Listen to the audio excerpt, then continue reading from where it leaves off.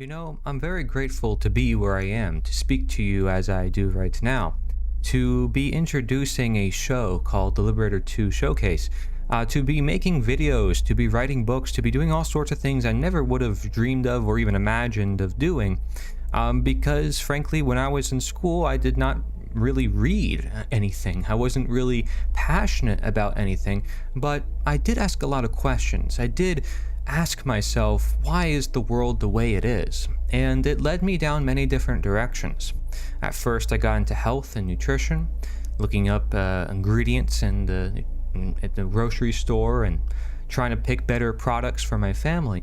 And then I started questioning, well, why are we restricted with medicine? Why aren't we taught about medicine and nutrition and so forth? And the more questions I asked, the more deep down the rabbit hole I went, and I started uncovering so much.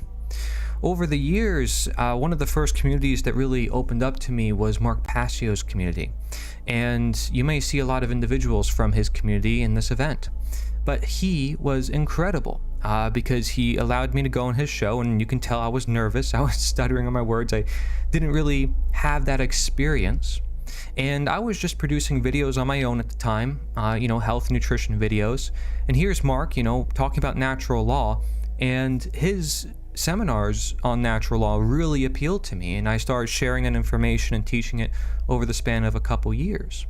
Over time, I developed my own philosophies, my own ways of portraying the information, to now I even moved to Florida and have networked with so many great people and have done so many great events. But even more is, by my surprise, I ended up writing books. One day I read this book, Radical Abolitionism by Lewis Perry, and it's called Anarchy in the Government of God and Anti-Slavery Thought. And I was always familiar with this concept that Mark Passio would say at the end of every show, government is slavery, but I asked myself, well, how much does that really apply to the 1800s? Did any of the abolitionists understand it? Well, we know there's abolitionists like Lysander Spooner. Is he the only one? And so as I read this book, I started to uncover a lot more, and that led to the creation of this small book, Slavery Gone for Good, Modern Abolitionism. And from this small book came this big book, Slavery Gone for Good, the Black Book Edition. And this one is about triple or quadruple the size. And again, I was never a writer, never a reader, but naturally, because I was passionate and I cared about the world, that's where it led me. And there was this newspaper that is very infamous in the 1800s called the Liberator. So I created what's called the Liberator 2. And it was a newspaper that helped a lot of people see the slavery that was occurring and why it was immoral, why people had to use their conscience. And so we're simply doing the same work here on Earth, is recognizing, are we suppressing our conscience? Are we doing what we truly believe is right? This is why, for this event, we asked the question, what is most important that people must know or should know? Because if you think that's important, will you act on it, or will you suppress it? This is a question that history has been showing us again and again. Of course, my works led to more and more books over time, and it's incredible what you can do when you're passionate. But let this be an inspiration for you, because I don't have all the knowledge, I don't have all the followers in the world, and there's certainly a lot of work to be done. It relies on you, it doesn't rely on me. This event may create a lot of connections, may help share a lot of ideas that you've never really considered before. But I want you to ask yourself continually, what is it that I can do within my own environment? Who is it that I can network with? Who can I do events with? What can I do more of for the truth, for what I see is most important? Are my actions aligned to those ideals, to those belief systems I have, to those principles I hold? And how far am I willing to carry out those ideas? These are the questions that I want you to ask yourself as we move forward, and I really thank you for being here for the Liberator 2 Showcase. I started this project with William Douglas, of thelatterdayLiberator.com. And many co-hosts later ended up where I am now, doing this several months later than I expected. But nonetheless, we have so many awesome speakers and announcements that are huge, never done before projects that I can't wait to share with you. Let's get into it. Hello, everybody, one and all, to the Liberator 2 showcase. I am here with Ahmed of Civil Offense. Hello, Ahmed. I just told you my life story, so here I am, here to co-host when no other man will. What's up, guys? How is it going? Everybody in the chat say hello. If you're watching YouTube or on Twitch, or even on different platforms, I reached out to Braveheart Nation, some other folks, if they wanted to restream it. You guys are welcome to restream it as well. We can share the momentum, just share the stream with anybody you know, any friends, any family. I think it's rather beginner friendly to anybody who is curious about the world and critically thinking. And we're going to share a lot of ideas that are rather unique here. Ideas that might blow your mind, or you might be like, oh, that can't be, right? Or some ideas that are like, yeah, you know, that sounds pretty legit. So, Ahmed, you're my surprise co-host after two other co-hosts that I announced before. If you want to introduce a little bit about yourself, and thank you for being here with me. Yeah, and thank you for having me, Corey. My name's Ahmed Mali. Run a podcast called Civil Offense, libertarian talks, philosophy, theory, all that such, agorism, really just getting away from politics, actually. That's been a lot of what I've been talking about, not really like trying to, even if we're dissecting what's going on in the world to figure out, how people are being propagandized. At the same time, we're not encouraging people to go vote. We're not encouraging people to take political action. We're very, not in favor of working under how the state tells people to operate, and instead finding solutions that are technological, that are within the community. And I mean, I think we're very much in line. I've had you on the show before, and I think we just clicked immediately because of that. Yeah, you're one of the few people I did like a 2 to 3 hour live stream just spontaneously with. Yeah. So this should be a breeze for us doing this. I'll say that. And guys, we're not just live today, we're live tomorrow, and we're live the next day. So in case you can't appear live and maybe you're watching the replay, you can always pop up maybe the next day. Or the next day, or the next day, or the next day. I don't know how long this thing will go on because it depends on how much we want to stall, I'll be honest with you. We have nearly 70 clips, thanks to you guys, which is fantastic, answering this one simple question: what is most important that people should know? What is most important in general, right? And I have a whole bunch of different answers. You think, oh, well, I only got like one answer. No, I got a bunch of different answers. And I had to review some of it, yes, because, I'm the host and I have to do all the tech stuff. But Ahmed is completely new to it. He hasn't seen any of the clips. I guarantee you most of you guys have not seen the clips unless somebody leaked something, which is possible. But, I'm pretty sure everybody's relatively new to it. And I didn't really pay attention that much because I'm like, I want to give my full attention during the show, and we can share our thoughts. We can talk about it in the chat. And so hello, Elliot James, Nettis Moore, Nathan Webb, DK Spiracy, Daryl. Thank you very much for joining me there in the chat. And for those of you who don't chat because you're silent chatters, you guys are awesome too because you guys don't cause any drama. Okay. So, and also for the speakers who are listening, by the way, you can repost your clip, feel free, on your channel. You can do that. And for the viewers out there, you can repost your favorite clip from today. I would recommend that you guys do that. And the clips currently are unlisted. They're not public, but they will be public after the event to sustain the event, to make the event continue in its momentum on the mainstream platforms like TikTok and Instagram and all the rest. The platforms I'm not a huge fan of, but can bring in a lot of people who, are questioning things or who've never really considered things. This is the whole idea of this event, is to put out truth bombs, right? In places where people are like, right? Like, what is most important? Like, this is popping up on my feed. What is this? And so just so you guys know as well, we're going to do interviews after a lot of these clips. A lot of people scheduled these interviews, and they're going to be around 15 minutes each, okay? 15 minutes. And so stay tuned for that. But let's, without further ado, jump right into it. And our first interview is coming up very shortly with somebody who, inspires me every single day. And he might be watching the stream right now. If you're watching the stream, you know who you are. But yeah, a lot of you guys, you all inspire me. This work inspires me a lot. But he will be coming on very shortly. I already put a spoiler. I said he. All right. So let's start off with our first clip. Are you guys ready? Are you ready, Amit? Yeah. I answered before you even asked. Okay. So our first clip is going to be by Alexander John. All right, Alexander John.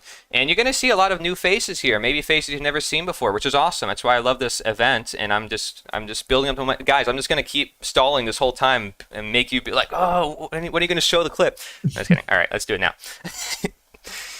Here we are. We got John Alexander. All right, let's watch the clip. And bear in mind, I can play it.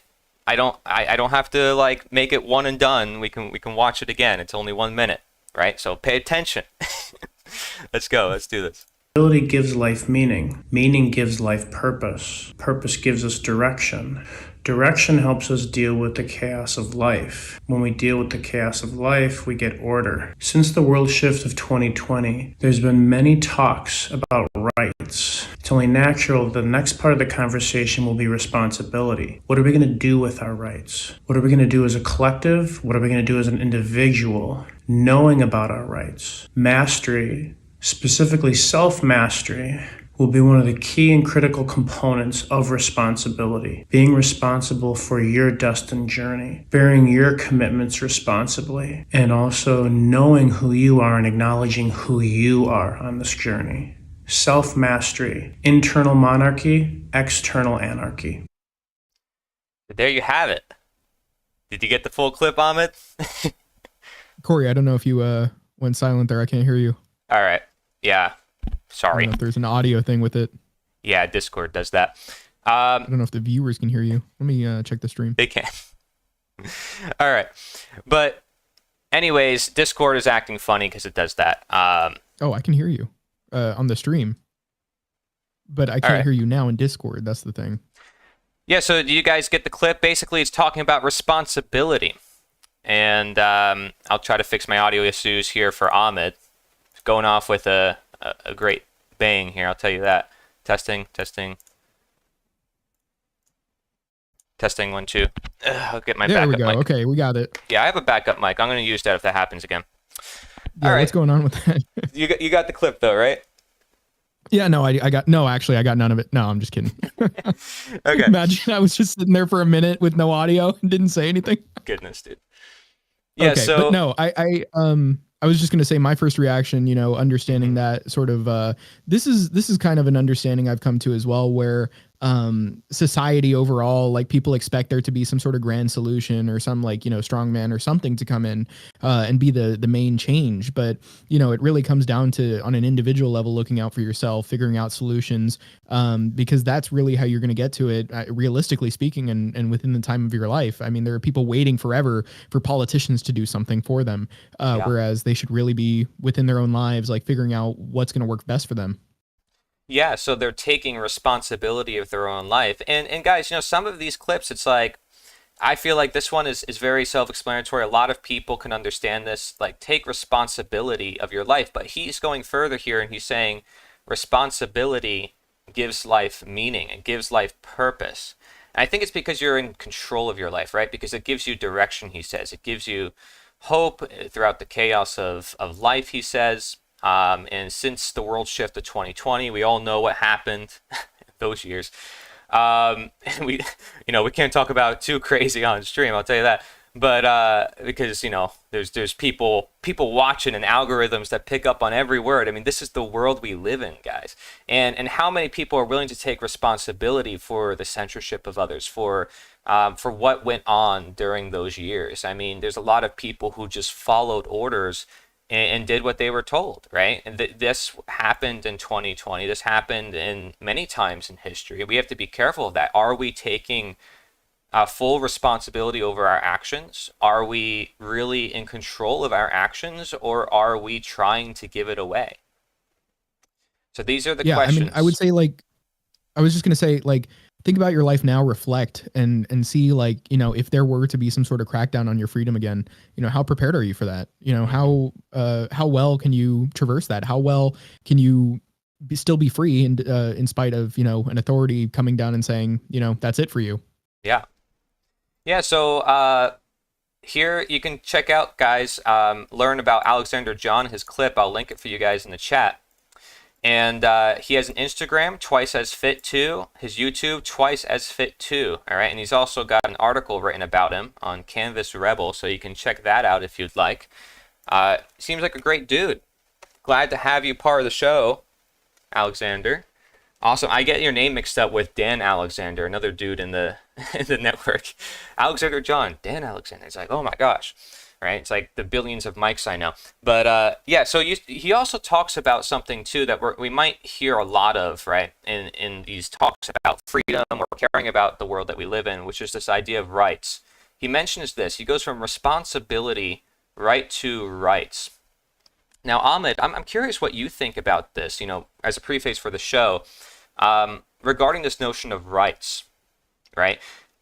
Do you look at rights and define it as like natural rights? Do you define it under the lens of morality? Do you define it under the lens of like privileges or things that people have innately or things that people need to attain? How do you... I know you're not necessarily from the Mark You cut out Passio. there for me. I was hearing you. And Yeah. I can tell happened. that there's a hiccup on the stream end.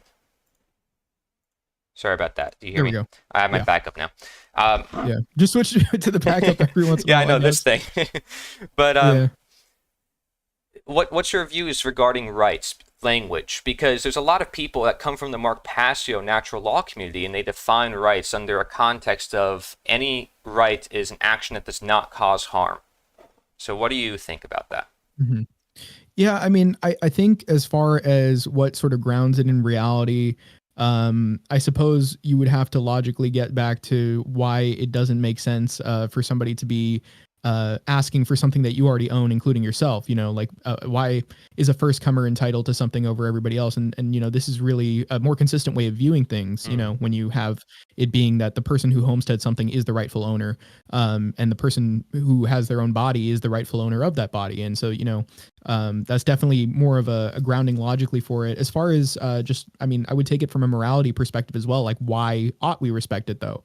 Like, why is it a thing that, despite it existing, like that doesn't necessarily make it so that people are saying, well, here's why I should respect it, or here's why it benefits me to.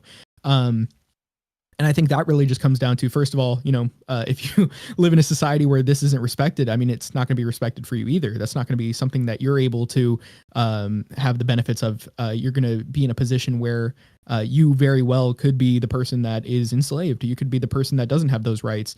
And just, looking at it overall from a perspective of we as rational beings would be best suited to be in a rational society where these rights are respected and people are able to flourish. I think that is something that, when you look at that, as far as the feeling it should give you, I would say is definitely one better than, oh, well, people are just these beings that need to be controlled. Like people have flaws and all that. Right. We're not creatures without rational capabilities. We have these rational faculties, and that means something. Yeah.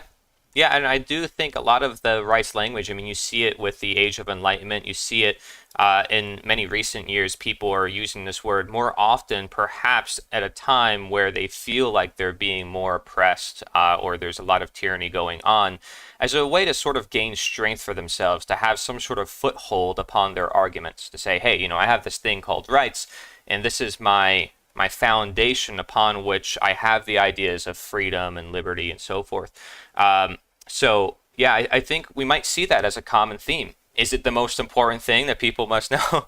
Well, I mean, if it's part of their birth, if it's part of, what really helps them live their own lives, like in this case, he's telling us about responsibility, I think it plays a very important role. All right, well, let's check out our next clip here by my friend Mike Afix, who's producer Mike. See, we're just jumping right into it. Next clip here. All right, let's check this out. Peter, let me pull it up here. Do. All right. Peter Thiel's paper from 2008 called The Optimistic Thought Experiment. And essentially what it says is that there's two realities in the future. One is humanity nukes itself and we all die and nobody wins. And the other alternative is that like we just kind of keep surviving and everything keeps being okay. And you're basically always better betting on the latter. But there's no win in betting on it going to like there's actually almost no good justification to bet on us all losing. Everybody loses in the first scenario where we go to Serbian style, like you have to run across the darkness at night, like to get to the food market tomorrow morning. Like nobody wins because snipers will kill you otherwise. Like nobody wins there. Like even if you win and you're prepared, you still lose because you're in that scenario. The reality is you kind of just should bet on everything being okay, basically. So that's my pitch. So that's his pitch. He's talking about, there's a lot of people who are basically like, I guess you can call them doomers, right? Who are like, well, everything is going to go away. And by the way, I might be accused of being one of those people. It's like everything is just going to crash. Everything is going to go down.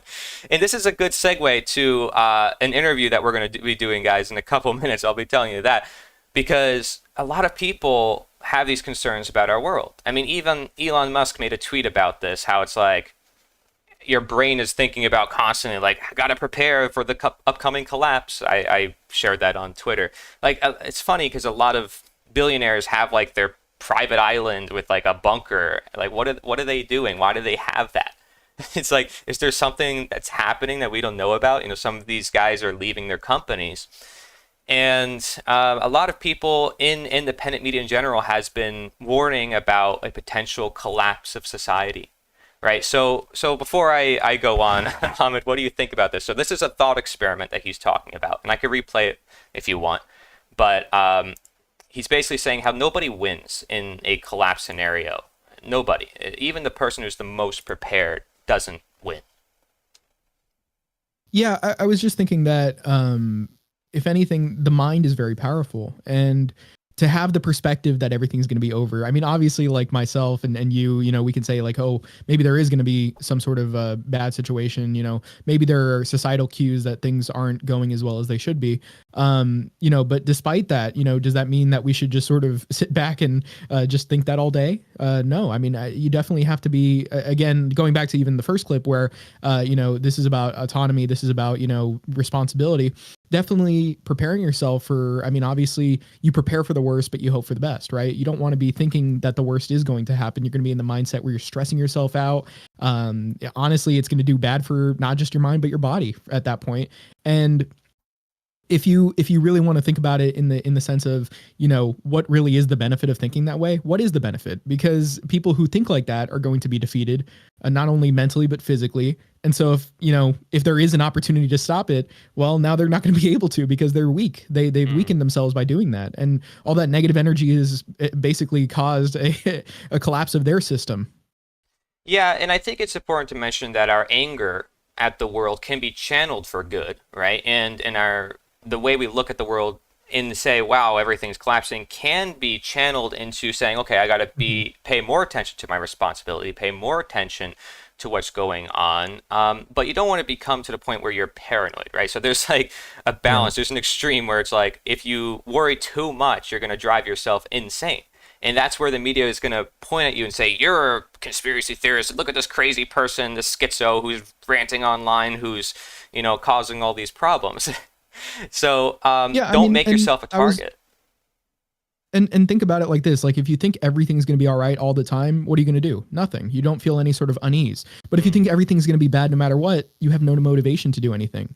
So you do have to be in that middle where you can't think in these extremes of either, everything's going to work out no matter what, or no matter what, nothing's going to work out. And I tell a lot of people, it doesn't hurt to prepare just for anything. It doesn't matter like if it happens or not, just to have it, right? Like people are stocking up on different food items and different precious metals or even bullets or whatever it is. People are stocking up on these things because of, again, these different and you see a lot of it on independent media. It's very rampant. This idea of like, oh my gosh, there's going to be a zombie apocalypse like basically every single day sometimes. I've seen literally since 2008, the last market crash, where people are like, oh my gosh, it's going to be something really big. And you see it year after year. It's going to happen this month. It's going to happen this month. No one has like an exact date on it, but people know that things aren't heading in the right direction. I mean, this is why we're doing this event, right? It's because we're trying to find what are the solutions, what are the ideas that we need to pay attention to. And so, thank you guys for joining us in the chat here. DK Spiracy, you're back on cutting out for me here again. I didn't want to interrupt you or anything, but I was having to turn on the stream. It's all good. I might just have to switch back and forth every time it does that. Yeah. But thank you for letting me know. So yeah, it was just the tail end that I didn't get there. It's all right. You don't have to repeat it. But darn Discord, if there was any question or anything, you would. Discord century. Awaken Your Mind. Thank you. Nice to see you here in the chat. Always glad to have you. Daryl, he said everything's crashing and going down isn't necessarily a bad scenario. Are you talking about my stream or the world? I was kidding. Sometimes is there a sound quality dip or something with the backup mic? Is that why you don't want to like constantly be on it? No, it's just they both cut out. They're both doing it on Discord. That's weird. It's only Discord. He says, is it some sort of audio sharing thing? Like, is it like when you share the audio or something like that, or is it just every once in a while? Who knows? Yeah. May want to like look into whether you need to restart something or not. Just, I mean, for the time being, just so that we don't have to keep going back and forth on that. Yeah. Well, anyways, I mean, better to fix it now than have to keep going through it, right? So, like I said, this clip was from producer Mike Afix. I don't have a fix to that. I'll be honest with you. If I did, I would do it. I mean, could probably just look it up here, or maybe during a break. Yeah. Nature Boy TV in the chat. I know who that is. Do you know who that is, Ahmed? What gives it away? The profile picture? I haven't looked at the profile. Let me look at the chat here. Anyways, Daryl, you said sometimes a mass correction is required so people relearn how to live upon the earth in a property manner. I think you mean properly manner or property. I guess it's the same thing, right? Because people are like looting. They're doing all sorts of things when things go down, which is crazy, by the way, right? And that's not the world that we want, right? We don't want a world where things go down and it's like, oh, wow, everything's going to repair, but there's a bunch of people who are reacting impulsively, right? And they're going to take advantage of that situation. And take advantage of others. So there's a lot of bad things that will happen. It's not a good scenario. I know a lot of people are like, well, I'm waiting for things to go down because I'm ready. I got all the stuff I need. It's like, nobody wins, man. Nobody wins. We don't want this to happen at all. I think we can completely prevent these problems. And that's where I'm going to bring in our first guest here. First interview. Because I think, and I think he'll agree with me, that we can maybe get to the point where none of this collapse stuff has to even happen in the first place. If the right influencers come together, if the right ideas come together, I think it's absolutely possible. Okay? So, without further ado, I want to invite on Jim Gale. And yeah, there we go. Jim Gale. You know Jim Gale. Ahmed, you and I stayed at Galt's Landing. His Galt's Landing. I went to his food forest. Yeah. Checked it out. For those of you guys who don't know, we stayed off-grid at Jim Gale's location, Galt's Landing at Central Florida. And by the way, I did not rig this to have him as my first interview. Okay, he literally chose this time. And I'm like, you know what? Why not? Let's go off with high energy because Jim has got great energy. He inspires me all the time. Let's see if I could bring him on here. Let's see. We have such a great dynamic. All right, move to. All right, Jim, we're bringing you on stream. Jim. Hello there. Hey, How's it Jim. going? Should I put my video on? Yeah, if you'd like to. There you All go. right. Awesome. Is it Don't worry. good to hear? I'm listening to you and Ahmed, man. Great conversation, guys. Yeah, I'm glad to have you with us. Oh, it's wonderful to be here. It's wonderful to be here. You guys are geniuses. You guys, I'm 55 on Christmas Eve. You guys are the next generation. And what we could do is give a lot of ideas based on all of the failures to date, and then have you guys take that information along with the solutions and just keep going. I've got 4 daughters, and it's they're my primary motivation. I have a lot of motivation, right? But I would say if I had to boil it down to the primary motivation I have to get up in the morning and do what I do, it's because of my 4 amazing daughters. That's awesome, Jim. I'm so glad to have you with us. And I actually want to react to your clip right now. And then we could ask you some questions about it. Do you mind if we do that? Please do. Awesome. So let me pull it up. But before we get into that, if you want to just let everybody know, like, hey, Ahmed and I, we've met you before. You know, we lived at Gulf's Landing for a couple days. That was pretty cool, wasn't it? It was so freaking cool. I mean, just driving around and talking. In fact, when we went out into the community with sweet potato starts, and we were knocking on doors. And then when we were driving between places and giving away sweet potato starts, the conversations were incredible. And I'm so glad that they were recorded on film. Thank you, guys. Yeah. Oh, yeah. And speaking of that, I was recording the whole time for those who don't know. This was a couple months back at this point, but then about a month later, I interviewed Jim. Working on the everything right now. Should be up. We'll have a trailer later into not this show, but spoiler. Just into these streams that we're doing. Yeah, should be by Thursday. It's all right. I'll put that out there. But yeah, definitely working on that. It's looking good so far. I'm enjoying the looking back at it and everything like that, having digested it and look back. Also, Jim, I put my sweet potato start in my yard. Looks great already. Yep. It's growing in really nice. Nothing's stopping it. You know, there were some animals like eating at the leaves, and then, you know, there was the hurricane and everything, but it's still fine. Man, it's my neighbor as well. That is so beautiful. You know, so far, I haven't heard of anybody's sweet potato starts failing, which is shocking because there's a lot of plants that are a little sensitive at the beginning.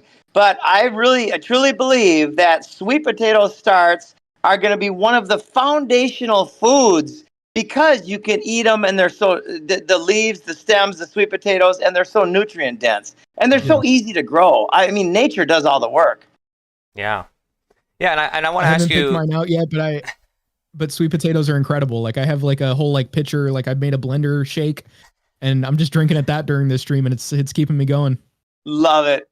Yeah, dude. Ever since we went to Galt's, we hand out sweet potato cuttings. I've been handing them out like nuts. I remember I brought them on the train with me, and I handed it out to everybody on the train. That was awesome.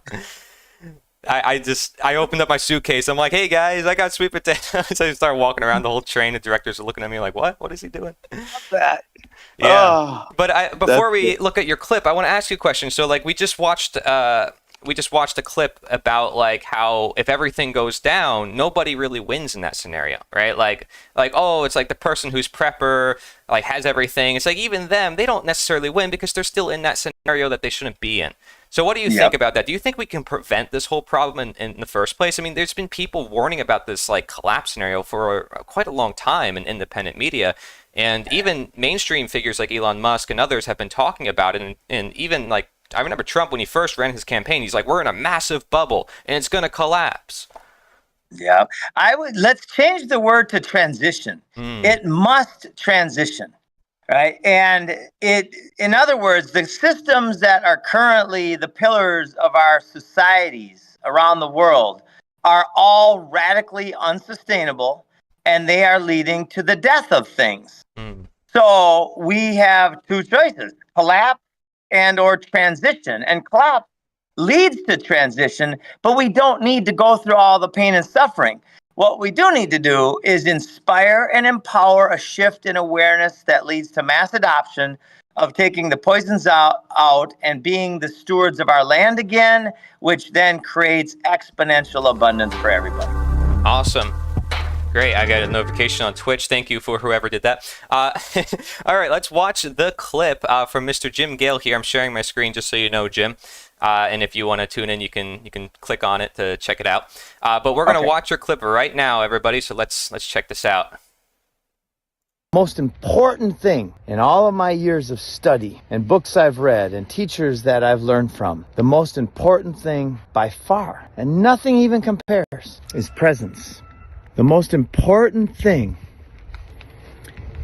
is to relax your mind and have a mind free of mind control, of governmente, of programming, of wicked thoughts and belief systems, bad science and bullshit. All of the BS that is laid upon us by the government channels for programming, the media, the indoctrination system, the medical system, all of it.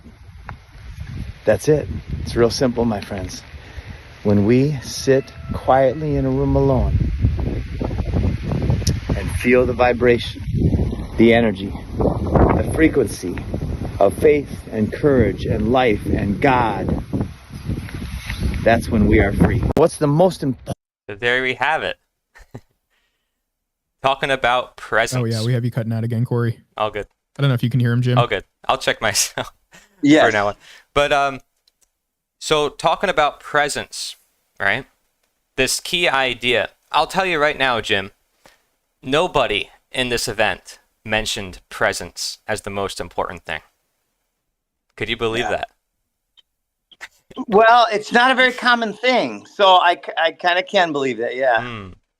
I want you to expand on it since you're here with us, because I think it's a rather important one that I actually resonate with a lot, being that I haven't taken that time to be more present until recently, until, meeting you and being overwhelmed by so many projects. I was like, man, I have to be present. Like, I won't be able to sleep at night if I'm constantly thinking about the future and the past.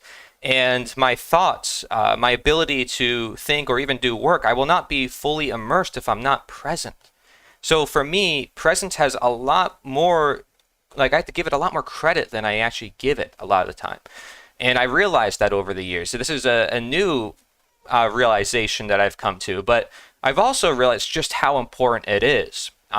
Because, Jim, you're working with a lot of projects, and I'm working with a lot of projects, and I'm just thinking about it, right? This is the interface with God, with spirit, with that idea that is transcending every single culture. You see, they do prayer, they do meditation.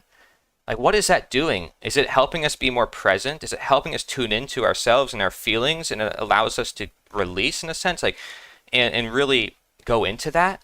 But what is the power of presence? It's infinite. And I'll share different perspectives, right? One perspective is this idea of enlightenment or light mente, which is the exact opposite of governmente, which means control the mind, right? So this idea of light mente stacks when we believe that there is a higher power, that there is, I grew up in Minnesota, so I use the word God. Right? Somebody on the other side of the world that grew up learning a different language might use another word for source or the creator. But I use the word God. I'm a Christian. I grew up with that faith, and I appreciate the heck out of that faith.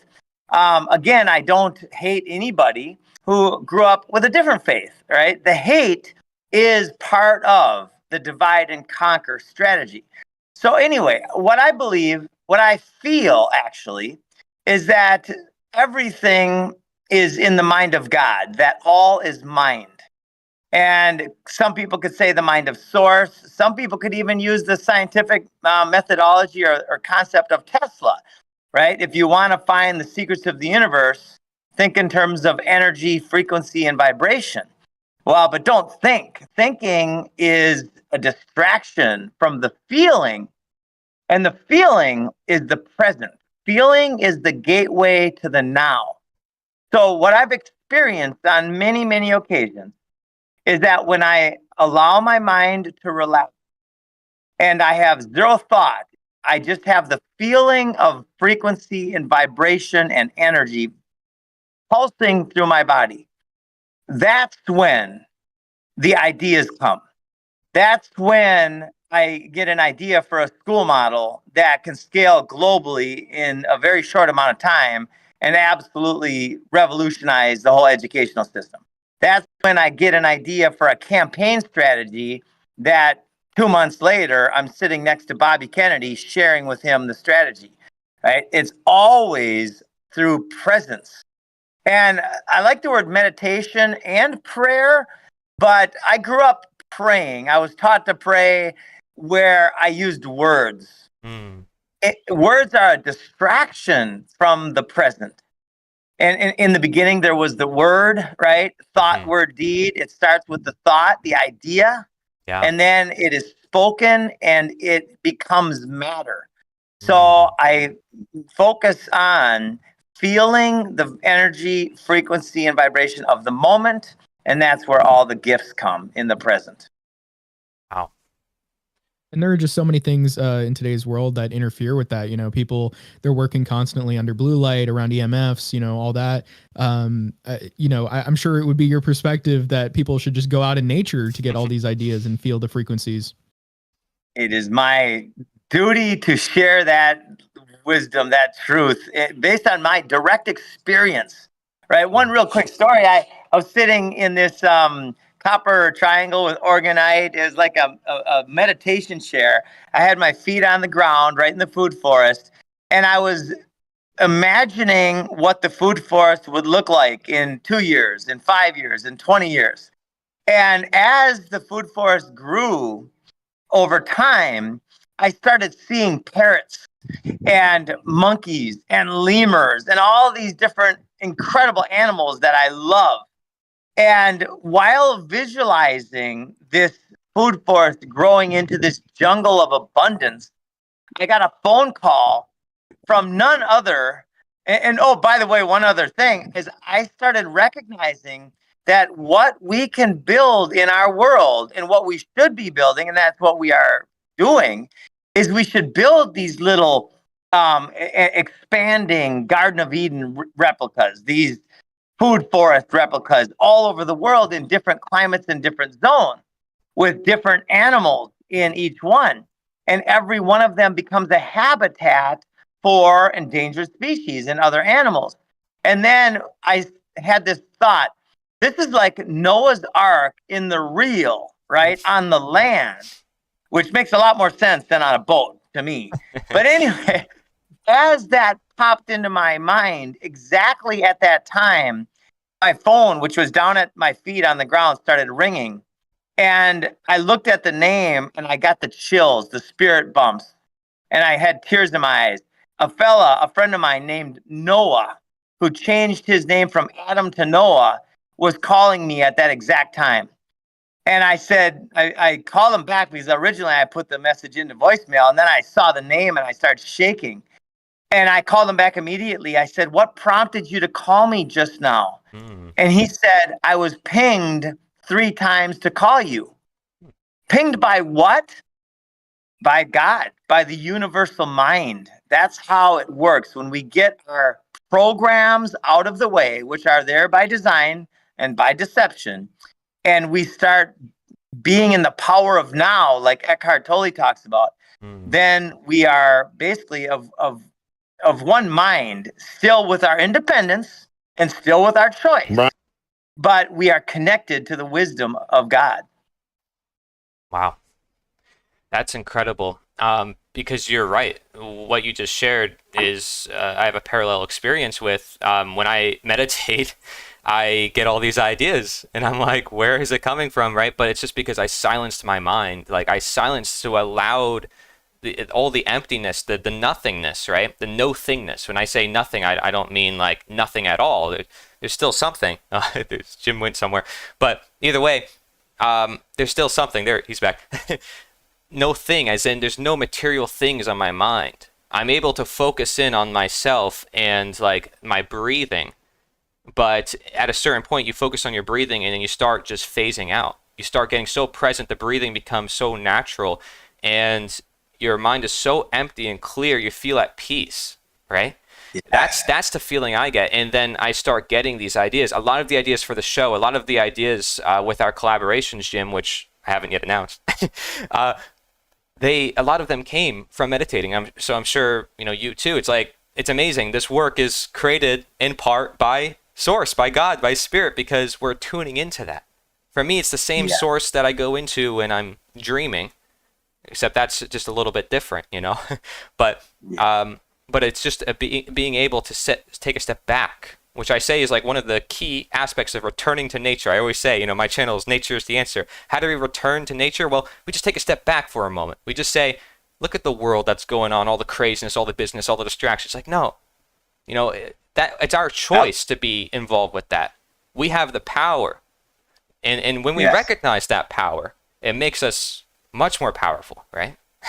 Infinitely powerful. Yes. When we allow the mind to relax and just sit and feel the energy, frequency, and vibration of source, of God, of spirit, boom, it is the path to instant freedom. I love it. Boom. All right. Thank you, Jim, so much for joining us for the short little interview. I'm so glad to have you here. I appreciate it. Always nice to have you. Guys, check out his work, foodforestabundance.com, foodforestabundance.com. He's also on Telegram. He's got a channel, Food Forest Abundance. Be sure to check it out.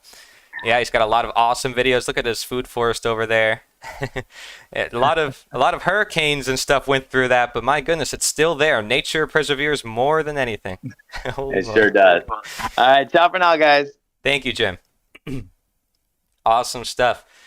What do you guys think about that, Ahmed? Your thoughts? Yeah, I mean, for sure. It's like I was saying, there's a lot of things that cloud the mind, especially today. I feel as though, it's a lot harder for people to think in general. There's just so many things that are going on, so many stressors that prevent us from really tapping into, what it means to be who we are and what our purpose is. So overall, I think it's great what he's doing. It would be great if more people could get into the habit of just not surrounding themselves with these things. Unfortunately, society's structured in a way that, this is just the norm. And this is the easiest, this is the path of least resistance to sort of just go with the flow. And I mean, in the sense of just going with what you're dictated to do, as opposed to doing the thing that actually takes, if anything, more effort, but it becomes more worth it. And it becomes, it allows you to reach something greater. Yeah. And when you say go with the flow and going with the path of least resistance, I'm thinking in my head, Taoist, philosophy, right? But it's radically different, the Taoist philosophy, compared to the philosophy that most people live by. So although that philosophy is about living with the flow, I'm sure Jim would agree with this because he tells it to me all the time. He's like, I go with the flow of things. I go with the flow of things a lot. Like, I made this show where it's like a very flowy format, right? It's still like somewhat professional, but it's still like if something happens, I can just kind of flow with it. And there might be some hiccups and some things that happen, but I'm in the flow of things. So if something happens, I'm able to flexibly work with it to make sure it works at the end of the day. And you're going to face a lot of challenges in your life. So being able to flow, depending on how we're looking at it, are we just following the way of society or are we following the way of nature? Because even if we live in an apartment, right, let's say we're in the city, we can still create nature in that space. It's our choice. Like, we have knowledge at our fingertips. We can do all sorts of things with like vertical gardening and still having plants in the vicinity. And there's studies that show that just having a simple plant on your desk, it can really help you. So I would say it's much easier to be in the flow of nature than to be in the flow of evil, although people may think the opposite, right? It's because once you start opening yourself up to those opportunities, to those ideas, though those ideas start to flow and come to you. Like, Jim is meeting all sorts of people, I'm meeting all sorts of people. Like, we're just connecting with people we never thought we'd connect with because we are in the flow and allowing ourselves to open up to all these different avenues. So if we meet somebody, we're not going to close them off and say, we shouldn't talk to them. We kind of are just like, what is this, right? So an open-minded flow, not a closed-minded flow, right? There's different ways to look at that. I would say, I mean, it's definitely easier once you're in it. I think just the transition from, where people are at and what they're instructed to do, the life course they're given, to break from that and to sort of, have to swim through it in order to get there. And really just to have to change so much, perhaps not, it's not really a bad thing, and I don't mean change as in like, you have to disassociate from those that you care about and all that. But more in the sense of, maybe the city isn't the best place to be. Maybe, that's the case. Maybe there's, and there's a lot of habits you can have. Maybe the job you have right now isn't the best for you and all that. So that actually can be really difficult for people when it comes to, having to sort of change their responsibilities rather than, go with the same ones and try to adjust from there. Right. And so, yes, in a sense, take on that change, embrace it. Yeah, it is. It feels really easy once you're there. It feels like you're at peace, but to get there, I would say is the real struggle for a lot of Yes. people because of the position that they've been placed in. Starter step, like saying, I'm going to speak out on something I know is wrong. I'm going to do it, right? And it's like, once you do, it's like, okay, I feel better now, right? I don't have to keep a secret. Yeah. I don't have to try to be all manipulative with it. There's a lot of people out there who I'm sure are in the government and just different corporations who want to release certain information, but they're scared. They don't know how to share that with people. I actually know some people who like are working at different things. They're like, yeah, I can totally expose things. I'm like, then why aren't you doing it, right? Like there's a question that then comes to me. It's like, well, at what point will you, right? It's like, is there at point in time where you have to confront your own principles and really come to terms and make that choice? Well, right? We have to be able to sit present with ourselves and ask ourselves, what are our true priorities in this life? What are we truly responsible in this life? Are we truly doing what we know to be truthful and right? So, I mean, we're going to maybe see these themes again, but here we have our next clip. Are you ready to see it? Yeah. All right.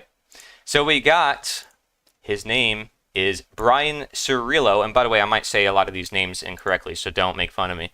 Well, you can make fun of me, Ahmed, if you want. But yeah, and thank you guys for everybody in the chat, keeping the conversation alive. Elliot James spamming up on YouTube. I appreciate you. All right, let's check out this clip. Do you know how your mind is used by others? Ooh. Ryan here with Amazing Conspiracy Realist channel. So the question is, what is the most important thing that people really should know? And obviously natural law, is the basis for knowledge, but I'd say trauma-based mind control. I wish that people would understand that. Like, I wish they would understand the process of, trauma-based mind control on a mass scale, how it's done to the masses through the problem, reaction, solution process that was influenced loosely by the Hegelian dialectic. Because people will get lost in that cycle. They end up still asking for the solution. And if they understood that and better, then, we would have definitely a fighting chance. But, so that's the thing. I think, trauma-based mind control is what ties the conspiracies together. So that's my take. Brian here with Amazing Conspiracy. All right, pausing it. But yeah, like I said, we can always rewatch the clip if we want. But I think this is a really core topic that he brings up here, and I'm glad that we're kind of transitioning from one thing to another here, because we might end up tying a lot of these clips together.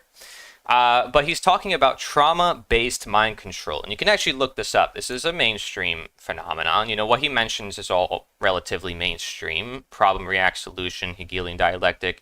Are you familiar with some of these terms, Ahmed? Yeah. Yeah. So, it's very interesting he brings this up because I have a very big announcement later on in the show regarding psychology. And this, to me, delves into the lens of psychology. Lately, that's been my focus. That's where I've been heading a lot of my work. So I don't know if you guys can tell through a lot of my videos and documentaries and so forth. Thank you, Santa Cruz. Thank you for being here. Shrooms. I don't do that, by the way, but, probably could, but, Anyways, the point is, right, with these ideas, it sounds like I do. He's talking about how people's mind is controlled, and people do take shrooms, by the way, to wake up their mind. But people also ask questions. People journal. People stay present. People find content creators like us, and they start asking questions, and that starts opening themselves up. Say, wait, was I mind controlled? Like, was I programmed? Was I indoctrinated? What happened in my years of schooling? Like, what were the teachers teaching me? What were the mainstream academics teaching me, right? And if you look at medicine, I think it's a good example, right? With the nutrition guidelines in America and how people are becoming more obese and more diseased overall in many different aspects. So are the guidelines that we have, are these agencies that claim to protect us really doing that, right? These are just questions to ask. And again, I hope nobody gets offended by me asking these questions. They're just questions. If you are mind controlled and you have a trauma and you don't want to confront it, you're going to be fearful of these questions. You're never going to want to confront them. I'm saying, well, let's confront it. This is shadow work, right? This is being able to say, were there these things that happened to me that I was unconscious of, so I could bring them to light? And again, going back to the idea of presence, when I'm sitting down with myself, I can assess myself and say, what's coming to mind? There's going to be different thoughts that come to mind. It's like sorting through different ideas. So what do you think, Ahmed, about this trauma-based mind control? Yeah, I mean, it definitely sparked it in my mind when you were talking about people not wanting to necessarily question the education that they've been put through, or if you can even call it education, right?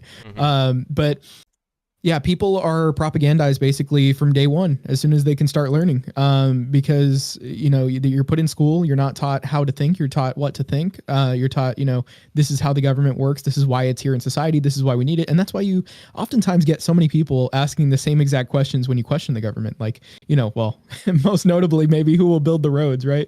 You always get that one, but more so like a sentiment that this is the price we pay to live in a civilized society, or that democracy, despite its flaws, is the best system, out of any of them. What political system would you put in? Where have there been examples of people being free, as you call it? That's the question. Those are the questions you'll get. And probably the exact same ones every time you introduce this to people, because they've sort of been conditioned to just think that way. So it's basically the NPC phenomenon, where you'll get people not really thinking. So they'll just have these automatic responses that they bark back at you as soon as you have any questions, because they're not taught to be comfortable with questions or questioning their viewpoints. They're not taught to be, open to these questions. They're taught the opposite. Actually, they're actually enforced to in order to think, what the academics tell you are right, or what the state tells you is right. What authorities, that we say are the correct ones, are what you ought to believe. Yeah, like, and and I just want to add, it's not even like there's not any really logic to it. It's circular reasoning. It's like you listen to us because we tell you to, or basically like because we say so, or because we say so, we're good. We are good because we are great. Yeah, it's like, because I have a certain uniform position in society, and I'm supposed to be respected as such, but not necessarily for what I'm doing, or not necessarily for what is actually being put out in the world. I mean, how many people attach to the ideology or to the label or to the title rather than the actual position or what's actually being done, right? A lot of people are stuck on their worldview. Some of us might call this cognitive dissonance. And so it can seem as if it looks like some sort of mind control. It's like, I cannot think any other way. I have to think this way, and you can't convince me that I'm wrong, and you can't even ask me questions about it at a certain point. Some people have a complete intolerance. And so did we ask ourselves, well, is it self-induced, some of this mind control? Is it in part, right? I mean, because some of it is influenced by other people, and perhaps in the former years, but maybe later on we start making justifications on our own. And maybe we start trying to perpetuate the trauma. Maybe we start passing it to our kids, into their kids, into their kids, and then it never gets addressed, and nobody ever questions it because it's generational. I mean, think about how insane that is, but that's how trauma works. I mean, this is, again, mainstream knowledge. And the announcement I have later about the psychology is insane, because we detail this. And no, as far as I'm concerned, there hasn't been any work in history detailing it to the extent that we have detailed it. So this is a very powerful subject. I'm very glad that he brought this up, because I don't know how many people will mention this particular subject. Yeah, and I think we touched upon this in our first conversation on my show. Just the idea that, there's like, basically like with the medical industry, for example, how they just tell you that, this body part needs to be removed. Your wisdom teeth need to be taken out. Your foreskin needs to be removed. This or that or the other. These are just unhealthy things to have. And, honestly, like the only real solution to never have problems with things is to just get rid of them altogether, right? Just to get rid of those body parts, seeing like vilifying how the human body is designed, right? And so, you just very much have like these things perpetuated by parents. They're making those decisions for their children because their children don't know any better. But guess what? The parents don't know any better either. Goodness gracious. So, all right, we're going to bring in our next guest here for a special little interview. And so we're going to go over her clip as well. Let me pull it up here. By the way, every time I'm distracted doing something, you should totally take the floor and just start plugging away all your stuff. Well, okay. Well, check out that interview I did with Corey on my channel, Civil Offense. Yeah, right now. No, yeah, just kidding. Basically, yeah. just yeah, just turn leave off the stream. No, afterward, go check it out. It actually was a really good conversation. All right, so we're gonna bring on here, and by the way, I'm totally gonna butcher these names. I'm telling you, I'm butchering these names so badly that people are gonna have to call me out. But apparently she's from Florida, and Ahmed, you'll probably meet her at some point since you're also from Florida. Very awesome to see. More people, more helpers to do events, which is great because there's a lot that we're planning here in Florida, and we actually have an announcement later about that as well. But without further ado, I'll bring on Gary, Jerry. I'll just find out from her how to say her name. I don't wanna embarrass her, honestly. All right, I haven't met her in person yet, but I can't wait to do some great events and awesome stuff. Let's do this. Hello, hello, hello. Do you hear us? Looks like she went back to the waiting room. Oh, I'll bring her back. Jerry, hello. Do you hear us? Hello, hello. I do expect there to be... Oh, there we go. Some technical problems with speakers, if anything. You know, not on my end, on their end. No, don't worry, you're fine. How's it going? Hello, can you hear me? Yes. Yeah. Yes, we do. All right, wait, try speaking again. Yeah. Okay, I feel like you're just cutting out a little bit here and there, but we'll try to make this work. If you don't mind, we want to react to your clip first, all right? And then right after your clip, we can talk with you. If you want to like mess around with your audio settings for now, you can do that. But just try to make sure like the audio sensitivity stuff like on Discord is set off or whatever, because I think it might cut you out if it's above a certain limit. Anyways, let's check out the clip by Jerry, right? Am I saying your name correctly? Could you tell me so I feel... Oh man, see, I don't hear you. Oh, Yeah, man. it looks like you're cutting. I don't know if it's the headphones. I don't know Yeah, if it's- sorry. Is it working now? I can hear. Yeah. Yeah, somewhat. Yay. Okay. Sorry, guys. No, it's all good. Let's check out the clip. All right, let's do this. Here we are. I just had a swim in the ocean and was thinking about ocean. why I'm doing what I'm doing. And my first answer was, oh, I want to wake up humanity. And then I asked, well, why do I want to do that? And I then answered, because I want people to follow right living, morality. And then again, I asked why, and I answered, because it's just the right thing to do. And then I asked why, and I said, because when you live morally, truly, it's very freeing, and I want others to experience that freedom also. And that feeling is love. Hey. Wow, that ending. That feeling is love. I love that because it's like you can tell you're speaking from the heart. So you really are portraying what you are sharing like in the clip, and I like that. Thanks. Yeah, I was doing this, thinking about this prompt and also just for myself, like asking why I'm doing what I'm doing. So awesome. And that's a good thing to ask. I mean, definitely looking back and seeing like, okay, well, why is this the case? Why is this the case? You know, kids like to ask that a lot. They're like, why? But it's a good reason, because it's like, you know, we're taught to just think because, but because what, you know? And so that's part of the programming we were just talking about, where, you know, people just have this circular reasoning, like by the end of it, where they just keep asking why to the point where they can't really justify anything anymore. And it's like, well, then where do you get truth from? wow. Yeah. So I want you to, if you want, introduce a little bit about yourself. And, you know, I love to hear, it's like, why do you do what you do? What is it that you're doing? What is it that you plan to do? Let everybody know. If you want, if you can share your links, you can promo anything.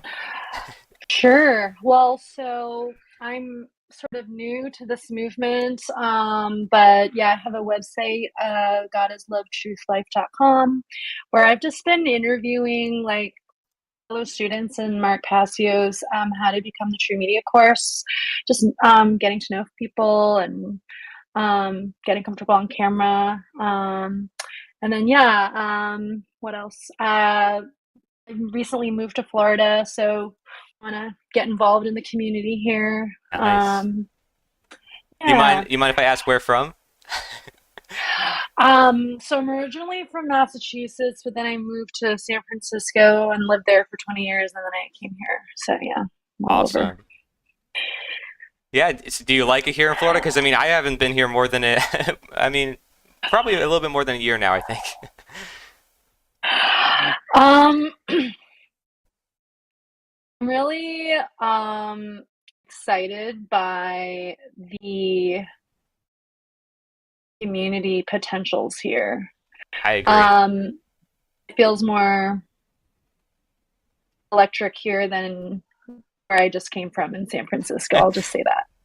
Yeah, I know. I Yeah. had a bunch of friends who were like, down south is so nice and relaxing and chill, and then you come down here, it's like hurricane and oh my gosh, it's like tons of people are moving here, fastest like growing city in America. It's like, whoa, okay, well, I mean, it's slow maybe in like the countryside of Florida, but even then, it's like, I mean, you have to deal with every September or October some weather events, but it keeps people on their feet. It makes people come together and say, we're gonna gather our resources, and let's just say it was such a demonstration, wasn't it, to see like the government isn't really helping people. It's people helping people in these times. Like, and you see it in almost every single state with these events. It's like it's people coming together saying we got to do it because no one else will do it, and we're gonna save the dog that's being drowned by the water right now. We're gonna save that kid over there. We're just gonna do it. Like, we're not gonna wait on the National Guard or on FEMA or any of these agencies. We're just gonna do it. So I like that about Florida, and I think people down here are, at least from my experience compared to Pennsylvania, very, very kind, very much more alert, I would say. I even spoke to some of like the government people, and they're even cooler than up north. It's like they're actually human. I'm like, what? Right. Yeah, there's definitely like some libertarian vibes. So they're. So like, I mean, it's a good working, like a starting point for sure. Yeah. Great. And I don't know if we caught it. Whereas other places are non-starters. I don't know if we caught it at the beginning because your audio was cutting out that point. You were introducing yourself and everything. I got all of it. I think. Do that again.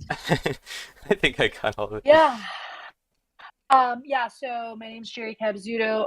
My website is godislovetruthlife.com, and I've just been interviewing fellow students in Mark Passio's How to Become the True Media course, and I recently moved to Florida, so similarly just trying to get connected IRL with people, and then we welcome everybody down here. Actual shit. Yeah. Anybody who's in Florida who's listening, we welcome you. More help the merrier, because we plan on doing some really big events, not just on college campuses, but at Jim Gale's place too. Jim allows us to do events at his place, and it's really awesome. And Gary, I don't know if you've checked out that place yet, or just online. I haven't been there yet. Yeah. And it's always expanding, always growing, always new things. It's always nice to see when you become inspired, right? It's not like we can look at all the problems of the world and it drains us all the time.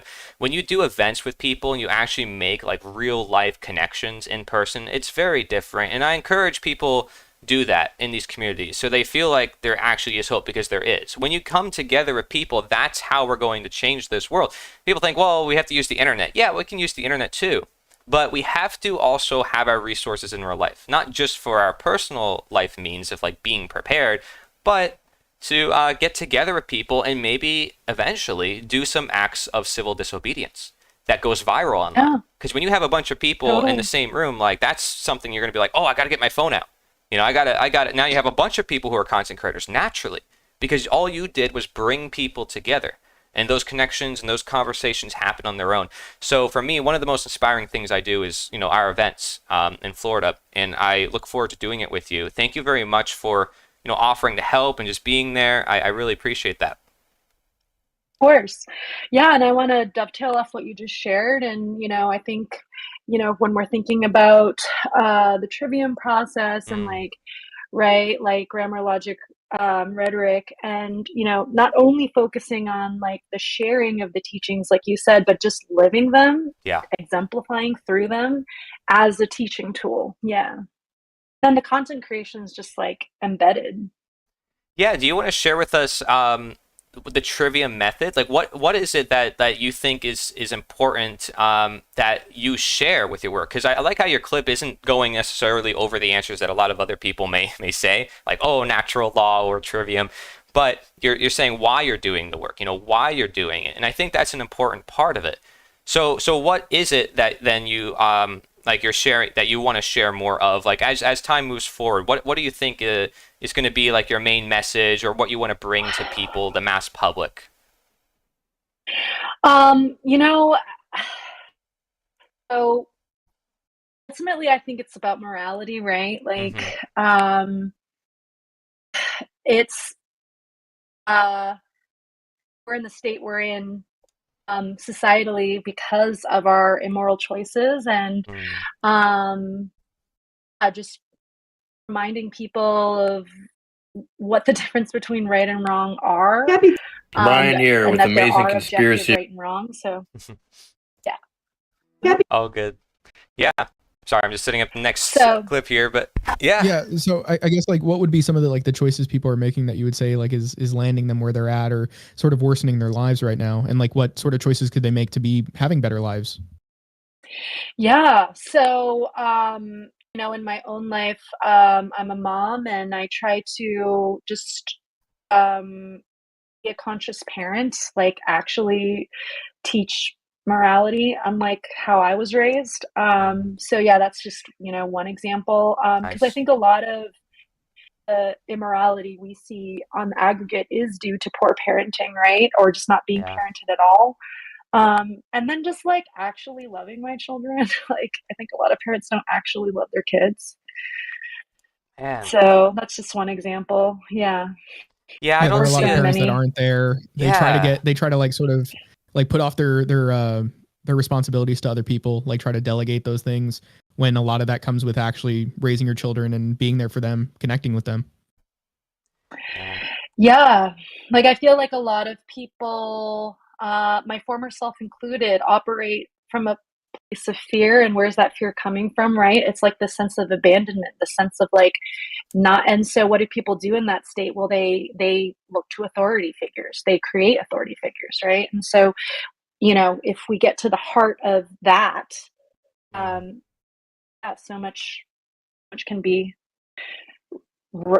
corrected. Yeah. Yeah, when we start just recognizing our own power, our own value, right? It's like then everything else opens up. It's like, okay, my health I'm in control of. Okay, my thoughts I'm in control of completely. All these ideologies and stuff. Like, I don't need to necessarily think what other people think. I could start forming my own mind. And I think for a kid growing up in the world, that is one of the most important things I think a parent can do, is help their child become who they want to be, right? Rather than the parent telling the kid what to be. It's like, oh, you think people in the freedom community or truth community are telling their kids what to do or what to think? No, it's like actually allowing them to become themselves. And I saw this, I interviewed Dana Martin for the End of Slavery Summit, and she is like an outspoken unschooling advocate, right? She wrote books about unschooling, radical unschooling. And she ended up on like all the major platforms talking about this. And I've also interviewed David Rodriguez, who we might see later on the show. He has a clip as well. Spoiler alert, but he is great, and he co-authored a book with John Taylor Gatto, who's known as like the guy for unschooling and exposing the schooling system. So just looking at that alone, it reveals so much about our mentality, what we think, how we were raised, and what we can do to get out of it. Because once you know how you got in it, you can get out of it much easier. Everything you just shared reminded me, I'm also working on like being a consultant for families that are homeschooling kids with special needs, because that's often an area where they might need help. And so I have like I'm doing stuff like that too. Awesome stuff. Yeah, so thank you so much for joining us. And Hey, thanks for Thank having you. me. we'll go to the next clip. What's your channels again and all your websites? Say it one more time.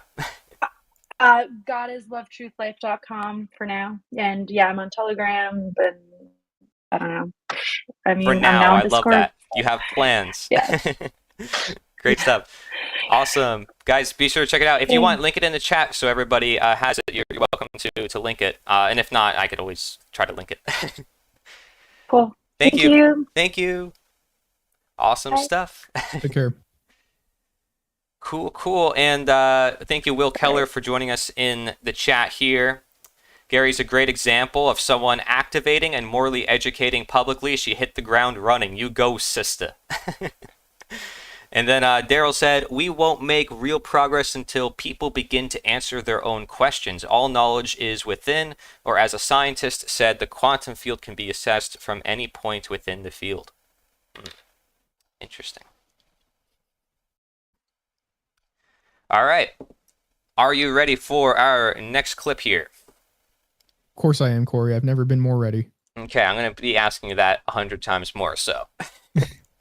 I'm ready every time, but I'll keep saying it. Don't worry. We got Celine Kaiser, and I know her name is actually more complicated than that because I think it's German, but that's the name she goes by typically. Celine Kaiser.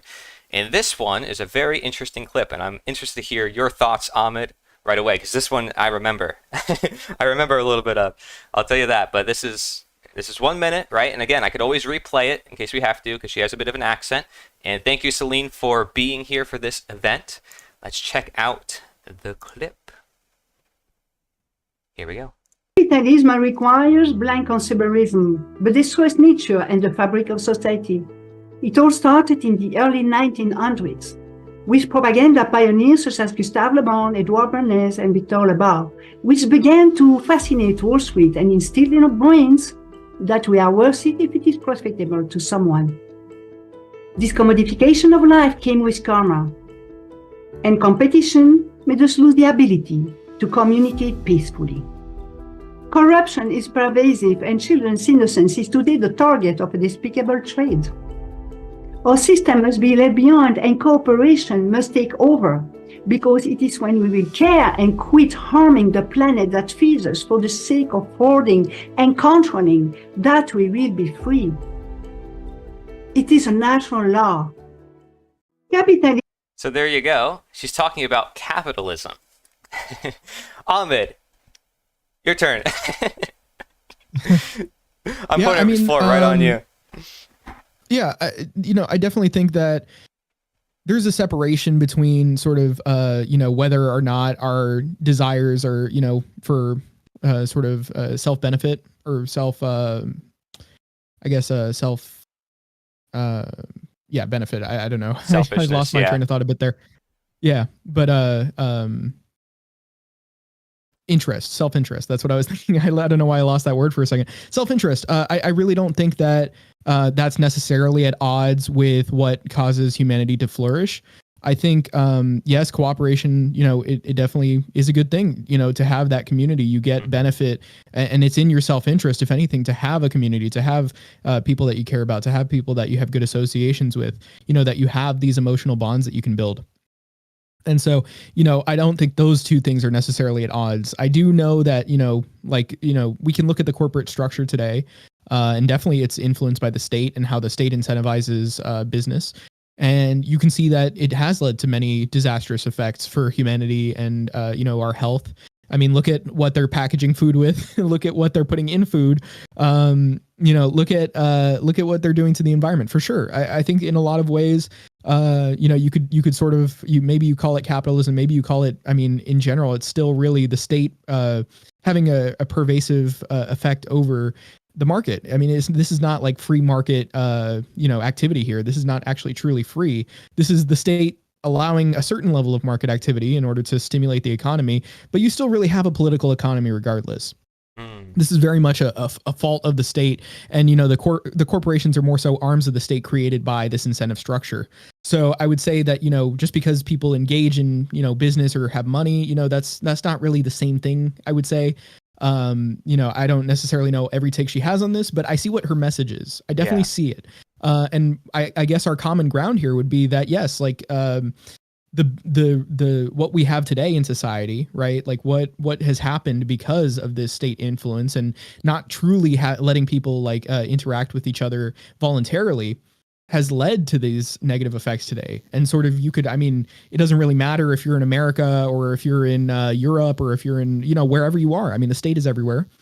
And so, just because you call it capitalism, just because you say, the market, there is market activity, doesn't mean you are in a society where there is truly freedom or there is truly benefit to humanity. And so I definitely think that, these outcomes, I think we all kind of view these outcomes as preferable, where there is, more humanity to it, where it's not just this, this shell of, whatever corporations are really screwing everybody over, not leading to benefit for anybody. I think we have that common goal. And I think overall here, the corporations, I think like ANCAPs and capitalists in general, they're kind of hesitant to say corporations are a problem. Right. But if anything, the market doesn't tend towards monopolies.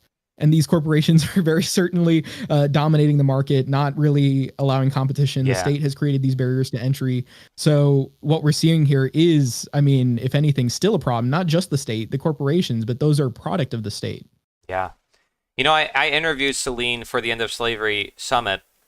So I would say she probably would agree with your points. Of course, I can't speak for her, but on saying that, this state is like an overarching problem that when mixed with the economy, it starts causing a lot of problems where there shouldn't be, right? So the reason why I had Ahmed speak first on this one is because I know he's in a lot of communities where there's a lot of people who call themselves capitalists, right?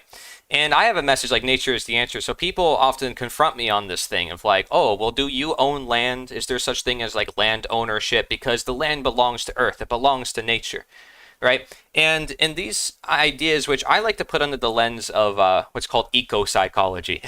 You can look up eco-psychology. I think it kind of summarizes this well, or at least my work well as a whole. I do challenge all man-made systems, including that of the monetary, the material. And this is why also I bring in the spiritual perspectives of going back to the no mind, to the meditation, and to Tai Chi and Taoism and Buddhism and so forth. A lot of that happens to coincide with this anti-capitalist, anti-materialist thought. But I don't like to use the word capitalist because of how it's used throughout history so many different ways, and people perceive it in a lot of different ways. So the way I look at the problems that she's describing is more particularly materialism as a problem, and material attachment and being so fixated on it where it leads to selfishness, right? And I think those problems would be more targeted, more specific than just saying capitalism as a whole, because as you mentioned, capitalism can be as simple as trading an apple for an orange. Or free markets. Like, what does that mean? It's just capitalism, moneyism. It could mean anything, but usually when people are using it in a negative context, they're referring to all these people are hoarding money for themselves and keeping it away from all these guys, and they have a monopoly, like you said. But the question is, how did they get that monopoly? Right? So we have to ask like more questions, and if we ask more questions, now we're not just talking about capitalism, are we? We're talking about psychology. We're talking about the mind and how people are possessed of power and selfishness. We're talking about something much more. And how much are people willing to go into that? Or are they just willing to say, oh, capitalism is evil. Oh, this ism is that ology. And I identify with this, I identify with that. To me, it's about creating the deeper conversations, because I'm not going to say I disagree with her right away. I'm not going to say I disagree with anyone. I'm going to like ask questions like, is she right? Like, what is she trying to get at? Like, what's her point? And I think her point is that we need to, as she said, cooperate peacefully together. So that means voluntarily, right? I would think if we're peaceful, we're allowing each other to live their own lives as they please. And so that's how I view cooperation. I don't look at cooperation as a sense of like, you have to do this, you have to cooperate. I don't think that's what she's trying to say. And that would be antithetical to what she's against, right? Which is that these corporations are taking all this money and preventing choice and preventing people from living their own lives. Yeah. And I mean, like, I don't think this has to be an all or nothing thing where you say like, Either you have capitalism or you don't, or more in the sense of like, tying it to free markets and just saying basically like you either have a capitalism or communism. That's it, right? That's sort of the paradigm that people like to point to. But no, I mean, like a lot of it has to do with state intervention. And I think even things within like, that you could sort of consider, that's why I said capitalism or not, like it doesn't have to be either one. I more so mean it in the sense of a lot of the tenets that have been tied to capitalism aren't necessarily inherent to this state intervention in this state political economy. Like money, like I would say, like, that's just a medium of value that others have. I mean, even there are people that would advocate for communism and they'd say, well, we should have labor vouchers. Okay, well, that's a piece of paper that you use to exchange goods with somebody. You've recreated money. So, something like that is a lot different than the idea that you're going to have these like monopolistic corporations, which there are anarcho-capitalists, or at least self-proclaimed anarcho-capitalists or capitalists in general, who actually think these are a good thing. No, we can see the effects of these being a thing. And again, like there is no reason to say that the market would lead to monopolization, because the barriers to entry now are what's creating the problem. So this is again state intervention. This is not some sort of free voluntary exchange leading to this big problem that we have today. This is like, you can trace this all back to the state, and pretty much anything that people could do with each other voluntarily, like money, I really don't think has the same effect as that. When this is a decentralized thing. Money does not have to be a centralized thing. Yeah. And I think it's great that people have concerns about these different things, right? Because it's like, it keeps people accountable. The question is like what they do with those concerns. If they take their ideas and they say, well, these evil, bad corporations are so evil, we got to like take up arms, we got to do something violent to them. I would say, no, violence is never justified under any scenario, right? But some people see like violence is justified in this case, of like preventing this corporation from doing this or that. It's like, well, we have to be careful, right? Because now it's like we're crossing a line where it's like we're now going in conflict with our own principles, and we say this is right, but a lot of people are going to disagree. It's like once you start saying violence is justifiable here, now you start opening up the possibility for violence to be justified in a lot of other cases. And it's like we have to be kind of careful with that, I would say. Is this idea of like, oh, they're bad, we got to go after them because they have a certain amount of arbitrary power. They have a certain amount of arbitrary titles and positions that, we determine is exploitative. Right? They use this word exploitive. So that's where we have to like try to figure out what is the motivations here, and why are people doing what they're doing. And somebody who's yeah. I was just going to say one last thing I had to add, because there was a chat from somebody saying, this is Awaken Your Mind, who says, not all corporations, I assume this person means are products, but just said not all corporations products. Not all corporations are products of the state. In other cases, the corporations have more power than the state. I guess my challenge to that would just be, what corporations have more power than the state? How is it that, billionaires or the companies they own actually do? Because states are the ones that regulate that. They're the ones that allow them to get to the point that they do. And even like, let's say like Bill Gates, for example, like all the land he's buying up, I mean, that's all backed by state decree. Like that, that is what allows him to have all this land, despite him not actually being able to enforce his property claims otherwise without the state, without the armed militia. And I think, that kind of goes back to as well the idea of land ownership, where I was talking about like capitalist versus non-capitalist, like, like tenets that are put within capitalism but aren't necessarily inherent to it. Or in the sense of like land ownership, ones that are extracted from it, and people saying like, oh, well, that's not really like capitalism. I would actually say perhaps it is, because, could you really defend that much land? Could you really say could you really even say that this is my land when you haven't really homesteaded it? Like how much land can you realistically homestead? You can't homestead as much as Bill Gates is buying, for sure. Yeah. And then, there's boycotts, and there's people who come together online. They say, we're not going to support this. We're not going to do that. And it affects these businesses. And there's different things people can do voluntarily without violence to get rid of the problems they see in the world, rather than always begging for the politicians to change everything for them and then using violence to carry it out. These businesses don't have an authority in them like a statism. They don't have statism in these business structures. They're not claiming like, oh, I'm special, I have more rights than you, I have the right to violate you against your will, and I'm going to set up a whole police guard against you, and you have no choice but to comply. It's like you buy their product voluntarily, and they're successful because so many people are buying their products. Like Amazon is successful because so many people are buying their stuff. Now, at the same time, they're getting tax breaks and all this stuff from the government, so they have a a bigger monopoly. And that's where the problem comes in. But other than that, if you provide a service and people like it, that it's like, what are you going to do? You can't argue with something that people enjoy. It's something that's not really harming people directly. And you can make a bunch of different cases of, oh, well, my child choked on this toy. It must be banned now. It's like, there's a bunch of scenarios where it's like, well, what if? And then you go into a bunch of gray areas, but those gray areas don't justify us enslaving everybody and putting us all under a system where we do not consent. And I think it's about seeing that bigger picture here, because World War II was not even 100 years ago, where people thought their ideas should be imposed on everybody. And no matter what anybody thought, that was the ideal, because we had to, because of communism, because of capitalism, because of this ism or that, or all these justifications, finding everything that they can pull. And people love it because people appeal to that. They say, yeah, I agree, the capitalists are taking over. We got to take them down. And now you have a huge government that's, killing a bunch of people. It's not a good thing. It may start with good intentions, but the way those intentions are carried out could be rather dangerous. So we have to be careful of that. And that brings us to our next guest, Chris Nelson. Chris Nelson. Are you ready, Ahmed? I'm going to ask it one more time. Yeah. Okay. Chris Nelson. I'm going to bring him here into the stream room. Chris Nelson. The man, the myth, the legend. He is here. Do you hear us, Chris? He's muted right now. Yeah, I hear Oh, there you. we go. Hey, Chris, you can put on your. Are you going to put on your camera or no? You don't have to. It's up to you. Let's see. Ooh, it's there. Oh, nice. Look at that background. Super Hey. cool. Awesome stuff, dude. Let's check out your clip first, and then we'll dive in. What do you think? Sounds good. All right, here we are. This is Chris Nelson's clip. Let's check it out. What is most important that people need to know? I had music. They are Chris. not acknowledging and It's perfect. accepting their full personal responsibilities in life. You're responsible for your actions, always, forever. You can't abdicate and pass off responsibility for what you do to someone else. That means to take on the responsibility about how to live your life instead of passing it off to others like government.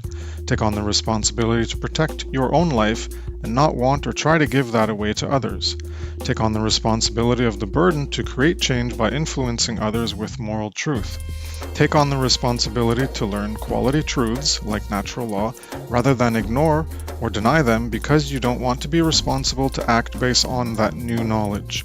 Take on the responsibility to live according to natural law and voluntary interactions, and engage in the responsibility of what happens in the world. Respond to the current condition by trying to create true freedom, to end evil and slavery. What is most important that people need? Okay.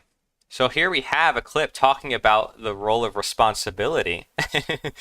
Our first clip of this show was actually about responsibility, but I love how you expanded on this, right? Because you expand on this, I think, really deep, and I love that. And just for folks who don't know, you also helped with the quiz on the Liberator.us. So if folks haven't checked it out, they can check it out. It's about a 95 question quiz, but we also have a short version, which I think is like 15 questions. And Chris, you helped me code that quiz. So thank you for that. You're hosting it on your website, evolveconsciousness.org. Thank you for joining us. Well, thanks for having me. Pleasure to be here. Great. All right. So yeah, Ahmed, I know you haven't met Chris Nelson before. He's been in the natural law community, been sharing a lot of these ideas for a long time. His website is very detailed. He's got so many awesome charts for people. If you guys are out there and you love photos and you learn through like a visual memory, Chris Nelson has like every format out there. And I love about your work, Chris, is you're very detailed. Everything is very particulate. I would say more detailed than probably anybody in the natural law community, if I'm just going to be honest. and I think maybe you aim for that, right? It's like trying to get that precision and trying to connect the dots, and I really appreciate that. So yeah, let's talk about this clip, right? We talk about responsibility and accepting that responsibility, full responsibility, as you say. And you're responsible for your actions. You can't abdicate it or give it away. And you can't give away your responsibility to protect your own life. And you need to influence others with moral truth. Now, what do you mean by moral truth here? Can you expand on the responsibility for moral truth. Like, what if somebody says, well, what is my responsibility to share moral truth? What does that mean?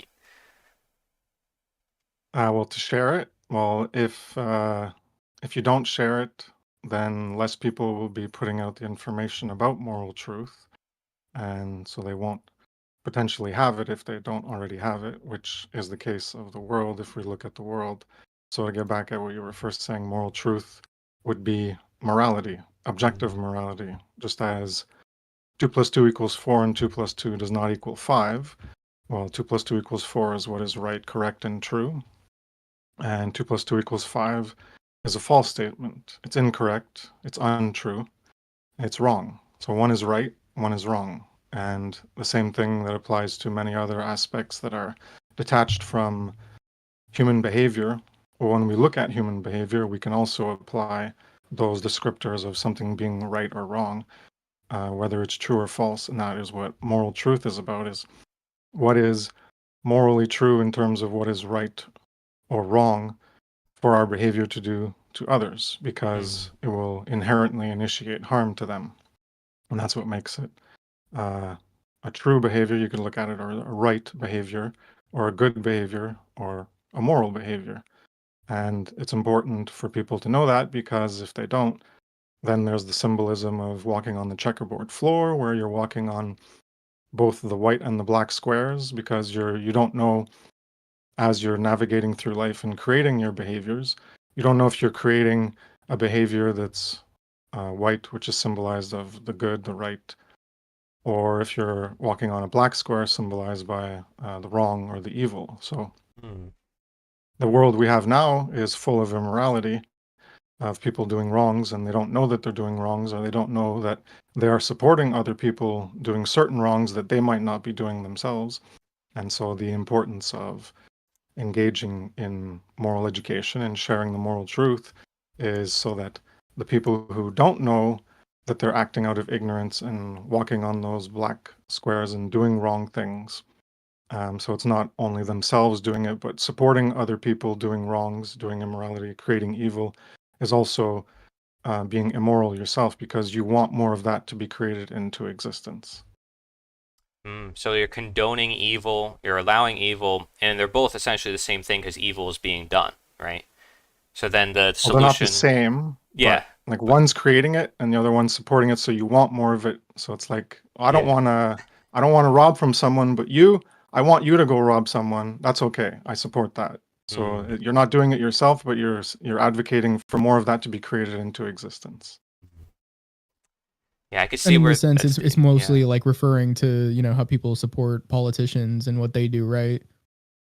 Yeah, that second level where you're not doing it yourself, you're not the one, or you're not the police or the military going to violate people's rights. So you're not the politician saying, hey, you go do that because I have the power and I'm the authority and you're going to listen to me. The other people who are voting, they don't have that same level of power of influence through what they write or what they speak, but they support the politicians remaining in power, because if nobody voted, it would just be a bunch of psychopaths saying, do what I say and give me power, and everyone would be like, well, fuck you, we don't give a shit about what you want. You're just a delusional psychopath. Get the hell out of here. And if you try to do anything else, well, you get removed from existence. Yeah, you mentioned voluntary interaction. Is that the same thing as not doing harm, or are these two separate things? I mean, because I hear, different things like, what is right is not a form of theft, or it's no victim, no crime, or it's, voluntary interaction, or it's no harm. Like, is it all of these, or, what in particular? Do you think, what about like an individual just thinking for themselves with their own conscience? Maybe they disagree with that morality, but they're not imposing it on others. Yeah, I guess that's semantic things to iron out in terms of details of the specific definitions of words. But yeah, the voluntary interaction is the voluntarism of consent. So your interactions with other people are on a consensual basis where you both agree to, I guess, the terms of your interactions. And that means you're not going to inherently initiate harm in the behaviors that you interact with them as. So if people disagree with that, I don't know, they'd have to specify what they disagree with, but I'm sure pretty much everyone can agree with that. And The only time that your consent is null and void is when you do inherently initiate harm. Then if you don't want the reciprocity of like a payback or like someone enacting a direct negative karmic consequential action upon you to repay the negative that they provided to you because you violated that agreement of voluntary consensual interaction, then if you initiated that harm to them, then you can't be like, oh well, I don't consent, so you can't do it back to me. Like someone punches you, well then you can punch them back. It's not like, oh well, I've disagreed, you can't punch me back. Well, it's too late. You gave up that right because you broke that agreement that everyone inherently has, that trust between people that's there by default. Yeah, somebody said in the chat here, it is extremely important that aggression is defined precisely. Libertarian theorists still have a lot of work to do. I don't know, Chris, like what you think about this, but I feel like some people get a little stuck and lost in theory, right? Like there's just debates all day about capitalism. We were just talking about that, or morality. Is the conversation supposed to be there, or is it supposed to maybe be where people simply uphold voluntary interaction and, regardless of how people specifically define morality or specifically view capitalism or any of these other isms, can we simply just like live and let live? Is that, I think that to me is like a base rule of advice. Yeah, it depends what live and let live means, but I think the definitions are important. So if someone's going to say no about this word or yes for this word, well, what does that word mean to the person one, and what does that word mean to person two? So we get into semantic misunderstandings. So that's where you end up, instead of walking on the same path of reality of like a map of reality, your map, well, someone else has a different map, and you think you're walking over here, and you think that they're walking with you, but they're telling you bullshit. But that's because their map is different, and that's what happens in semantic misunderstandings. Is the definitions of words there's a divergence in the definitions of words, and then you end up arguing a point, and someone is interpreting it a different way, or vice versa. They're arguing a point, you interpret it a different way, and if you properly define the terms, then you can establish a more coherent understanding of what you're trying to reference in reality by those word symbols. Yeah. I love how you say word symbols. Yeah, I mean, it is what it is, right? I don't know, though, the level of complexity that is advancement and evolution in thought, and the level of complexity that reaches confusion and semantics, like you said. And I think that sometimes people just have to be wary of that. Maybe, like Jim Gale said, like being present and allowing individuals to believe what they believe is fine, so long as the consequences and so long as the actions that they're partaking in is something that you think is moral, right? Because like people can disagree about all sorts of things like alcohol and all sorts of things that we would consider vices, but as long as the actions that we would consider crimes are not committed, then it doesn't matter what they do in their personal lives, to themselves, to their own property. I just figured to mention that. I don't know if you agree with that. Yeah, well, it all comes down to property. From your Yeah. self-ownership, you have your body and your will, and as long as people aren't violating that, then well, that's the basis we start from. And then you have voluntary exchanges, and to have voluntary exchanges, well, you got to have something to trade, to exchange. So you got to mix your labor with a resource in the world, like cutting down a tree, and then you got wood, and then you can trade with someone else because they got something else. So Yep. It all starts with your body and what you can do with it. Absolutely. Do you want to share anything for the viewers before you go? And thank you for joining us on the show here. And Ahmed, I don't know if you have any other questions, but feel free to promo anything you got going on. Well, I'm still working on my series that's ongoing, Natural Law, the Science of Morality. I recently did part 4 in May, and I'm working on the Law of Freedom next. And awesome. They're long, so it's not for everyone, but it's for people who want to go deeper into understanding these things in higher detail. Great. I was just going to say, I guess my last thing would be sort of just asking a little bit more about, because you've made this mostly about voluntary interaction and how people sort of want to outsource things that they can't outsource to the state. they don't have these rights, but they're trying to outsource these rights. Do you feel as though like this is something that mainly applies to the state, or are there other sorts of social interactions we're maybe overlooking that have the same problem? In terms of outsourcing something that you don't want to do? I mean, yeah, like the problem you were talking about, like, that could be part of it, but more so just thinking that you have this right to do something through someone else. Oh, well, I don't know exactly what you're saying, but I can maybe give it a shot here. Like, if you don't have a right to do something, then you can't delegate it to someone else. Is that what you're getting at? Yeah, it seemed that that was your point. I was just wondering if, like, this is something that really only happens through the state, or if there's other sorts of social interactions that are perpetuating this. Well, it could happen to anything where you say, "Hey, you person over there, I don't have the right to go steal from someone, but I'm gonna pay you to go steal from them." Like a Well, goon. if you can't Yeah. steal, if you can't, it's not your property. You can't do it because it's initiating harm against someone else's property. Like a gang, Um, mafia. yeah, there you go. Well, that's what government is. It's just another gang. It's just the one that everyone accepts. I think that's the example you're looking for, Ahmed. Yeah. I think, the only difference between the government and the mafia there is the perception of the individuals, of the victims.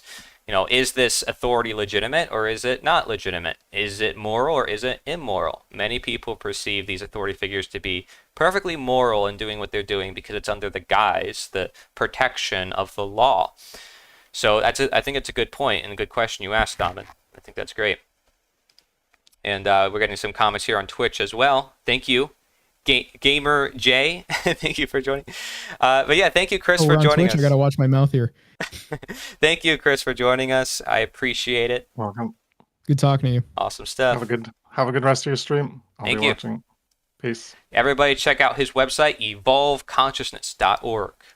Evolveconsciousness.org. Very detailed, lots of charts and all that good stuff. All right, so let's get to our next clip by a friend, actually, that I know. I still know, but he's from Pennsylvania. So technically I knew him, but I haven't been in touch with him in a while. But he sent me a clip, which is the good part. And he runs different companies and organizations to help people out, particularly with children, because he cares a lot about the children, which is very important. But anyways, no more spoiler alerts. Let's check out this 1-minute clip that he had me, wanted to share with everybody. And he's got his phone number on the screen. Okay, because some people are very public with their phone number. You guys can feel free to call it if you need his services, but don't bother him otherwise, okay? He's a good dude, and he helps out a lot of people. But yeah, so here we go. We have Charlie Stecker. Pulling it up. All right, here we go. From Charles J. Stecker Jr. I am a childhood abuse prevention and intervention specialist who utilizes my own life experiences as both my educational background and platform from which I write and speak on empowering children with their right to live an abuse-free childhood, in addition to enlightening all adults of their responsibilities to being positive parental role models, whether they have children or not. Children need their child welfare system overhauled. The family was designed by God to be that child welfare system, not the government or non-government agencies. Let's get to reconstructing and strengthening the child welfare system. It is our responsibility as adults to protect the rights of the children. The only adult excused from this calling is any adult who was never a child. Hello?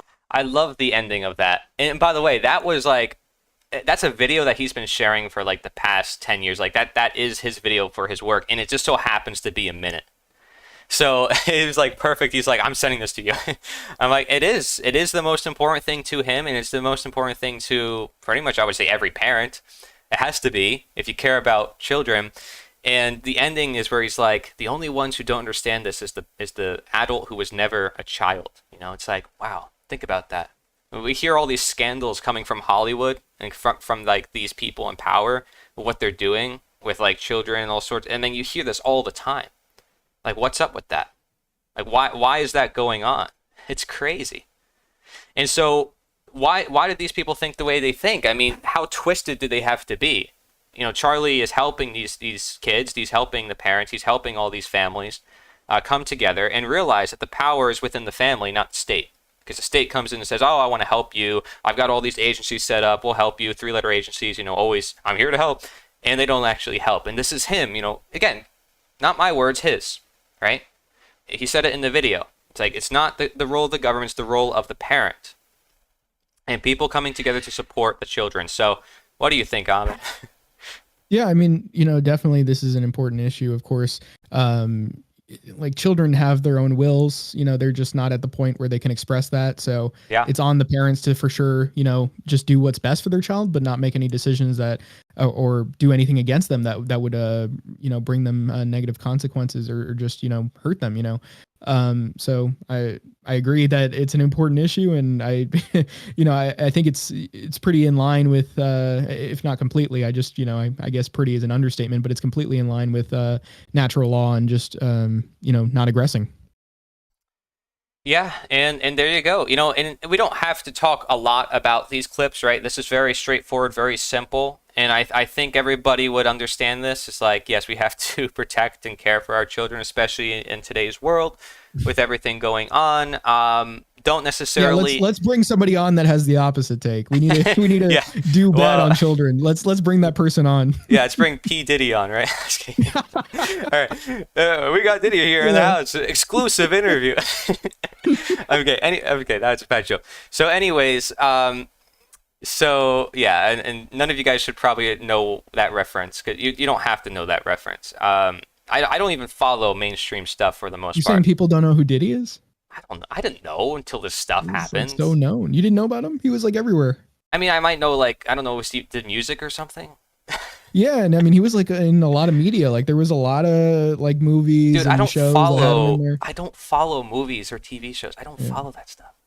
I mean, like, I well, follow I'm just stuff saying from, like, it would be like a lot of people knew or know who he is, for that reason. Yeah, well, I'm just a boomer and I don't follow anything. No, really, like, it's bad. And I want to get involved with colleges. I got to speak their language. Like, I don't even know. Like, for real. Come on, bro. On God. You never heard "Wake Up in the Morning Feeling Like P. Diddy"? Wait, is that really? I know that song. You know that song. But yeah, that song is not by, it's not by him. It's just mentioning him. No, yeah, but exactly. It's a reference to Diddy. Like Diddy has been, a cultural icon. Goodness. Well, we have our next interview coming up shortly, but before that, we can watch another clip. Oh my gosh, could you believe it? Another 2 clips clip? in a row? No way. I can't contain myself. I know. I would say hello from Charles J. Stucker Jr. I'm messing up things. Great. I would say. Okay, here we go. I'm ready. I got it. Wait, that's Chris. Okay. All right, this one. What is the... See, Ahmed, you're supposed to fill in the time where I'm just like browsing around. I was just sitting here like wondering what was going through your mind in these last few seconds. I was kind of studying you, what you're doing. Well, come on, be the Viking. Take off the Viking hat and be like, I'm I am a Viking. Like Flavor Flav right here. I got the clock necklace. Were you wearing that the whole time? How is that heavy? Yeah, I've been wearing that the whole time. It looks heavy. I mean, I don't know if it's heavy, but I mean a little bit, but it's plastic. So dude, no one even sees that. Still, why do you have that on? It is still huge. It is still huge. No one even sees it. Well, it's so I can pull it out at moments like this. For what? To remind me that I'm late always on my time? Like, I don't this get is Flavor Flav. Okay. Well, anyways, Flavor of Love. Let's check out the next clip here. The next clip is by Connie. Connie is a school teacher, and she does a bunch of awesome, fun things. She's got a great personality. She's always been there on my channel for quite a while, I would say. And she's great at sharing the word too. So thank you, Connie, if you're out there and you're listening. But yeah, let's switch over to that. Here we go. School teacher warns us, question everything.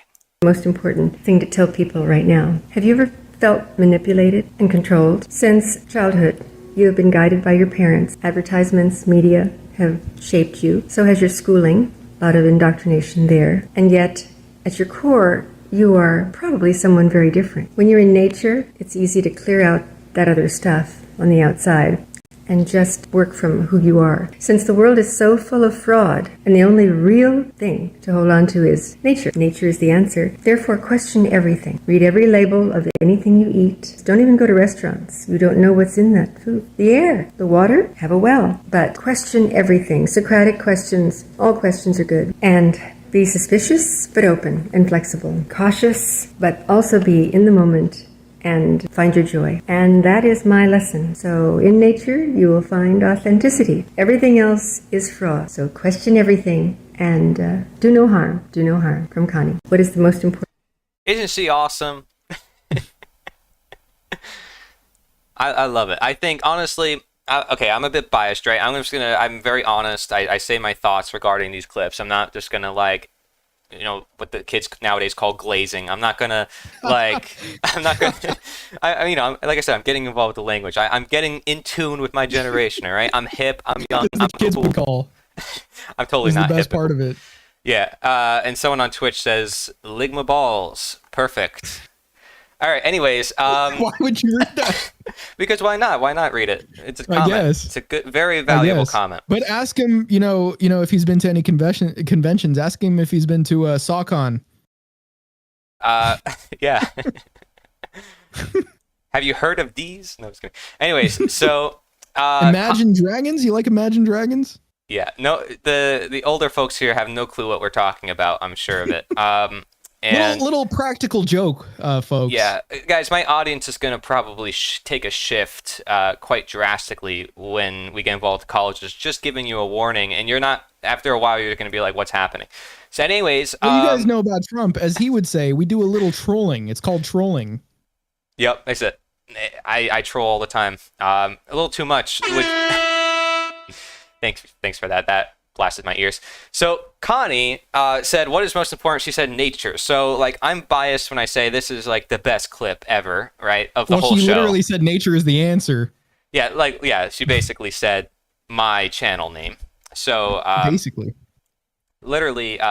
basically just name dropping me. Thank you for the promo. I actually cut out a part of this clip where she said, thank you, Corey, and all this other stuff, because it's not important, right? I just keep what's necessary in the clip to keep it under 1 minute. So I do some cuts for some of the speakers here, but I keep all these. You don't accept glazing. That's what we're seeing here.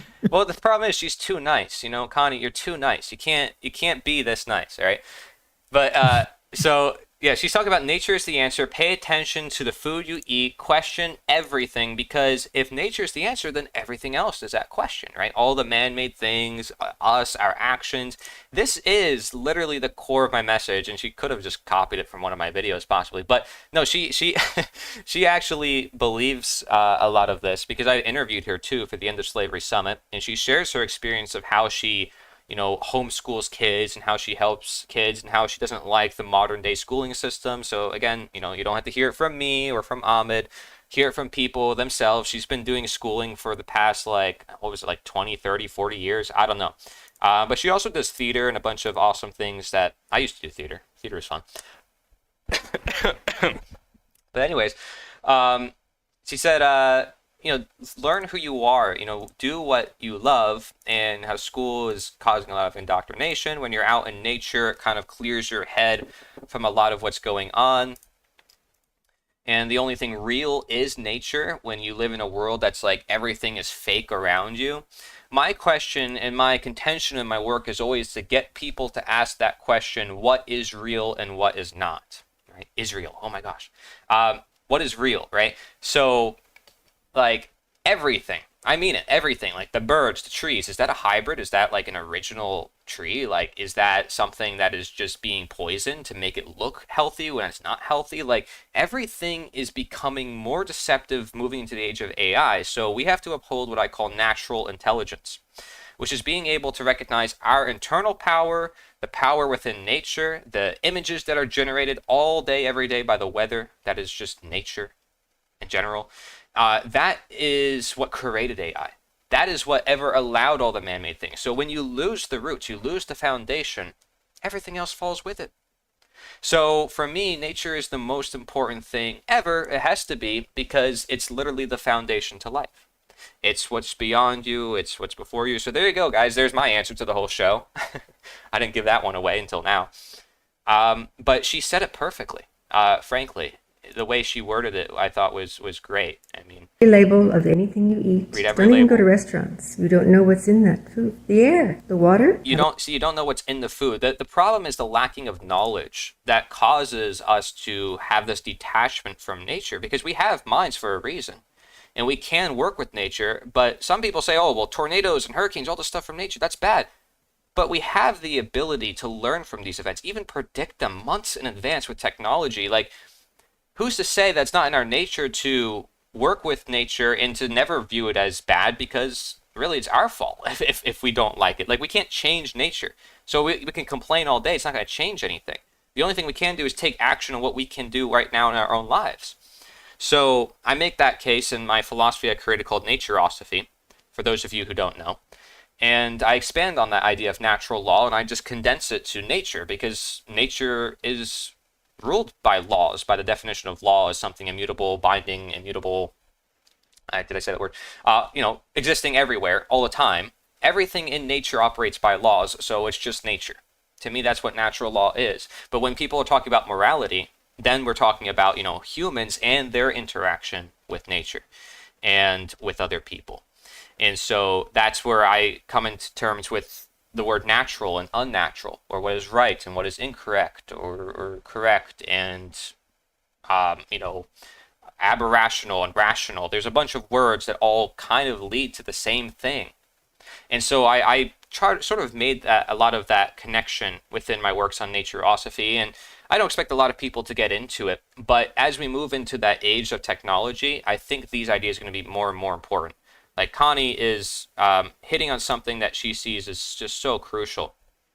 What do you think, Ahmed? I mean, I think our nature connection, to me, obviously you can tell I could talk about it forever, but it's, to me, the most important thing. It has to be. Yeah, I was just going to say, just because you're constantly asking questions doesn't mean believe nothing, right? Of course, there are things that you're going to come to conclusions wise. Right. Of course, keep those, keep considering them. Don't just, start blindly believing them. Don't really blindly believe anything somebody's telling you, just, at face value. Do your own research, come to your own understandings. And definitely, you want to eat out as little as possible, really. Really any food that even like the whole foods, like they can be packaged in a way that really isn't optimal. They can be stored in a way or processed in a way that really isn't the best way of doing it. And so, in reality, the best way is to, honestly, what Jim's doing is incredible, but that's not completely realistic for everybody, especially just starting right away. But I would say just be more.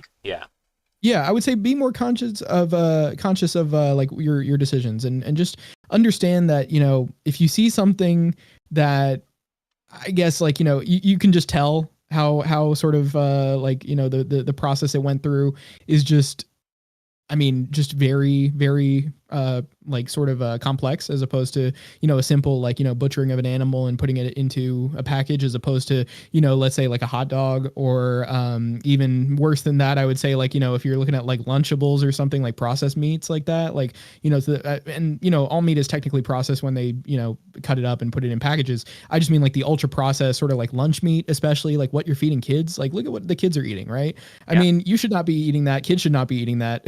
These are not good foods for people. It should be pretty clear that this is the case, but I would just say, try and take that as much into consideration. Look up what the potential problems are of these foods, and just try to, keep it a little more simple. If anything, as far as roots go, kind of just look to what people have been eating prior to these foods, and see, when people were healthy, what were they eating, right? When people looked their best, and when people felt their best, when people didn't have these chronic diseases that they have now, what were they eating? And the food was drastically different back then. Everybody knows too. It's like the nutrition is depleted, and the soils needs a lot of repair. So there's a lot of stuff we're still learning from nature. Like, we don't have it all figured out. Science wants to say, oh, well, we got it all figured out. The scientists, we've done it. We've got Elon, he's got all these solutions. Guys, he will save us. It's like, no, there needs to be future scientists, and that's you. People studying things that aren't being studied. That's science. Asking questions and getting really deep and critical into it. Look at the work Pat Miletich is doing right now with Dr. Will Spencer. New science. He's being criticized by all the chemists who say he's wrong. It's new science. But you know what? It's always the people who get attacked that are usually the people later on. Everybody says, yeah, this is the consensus. Everybody agrees.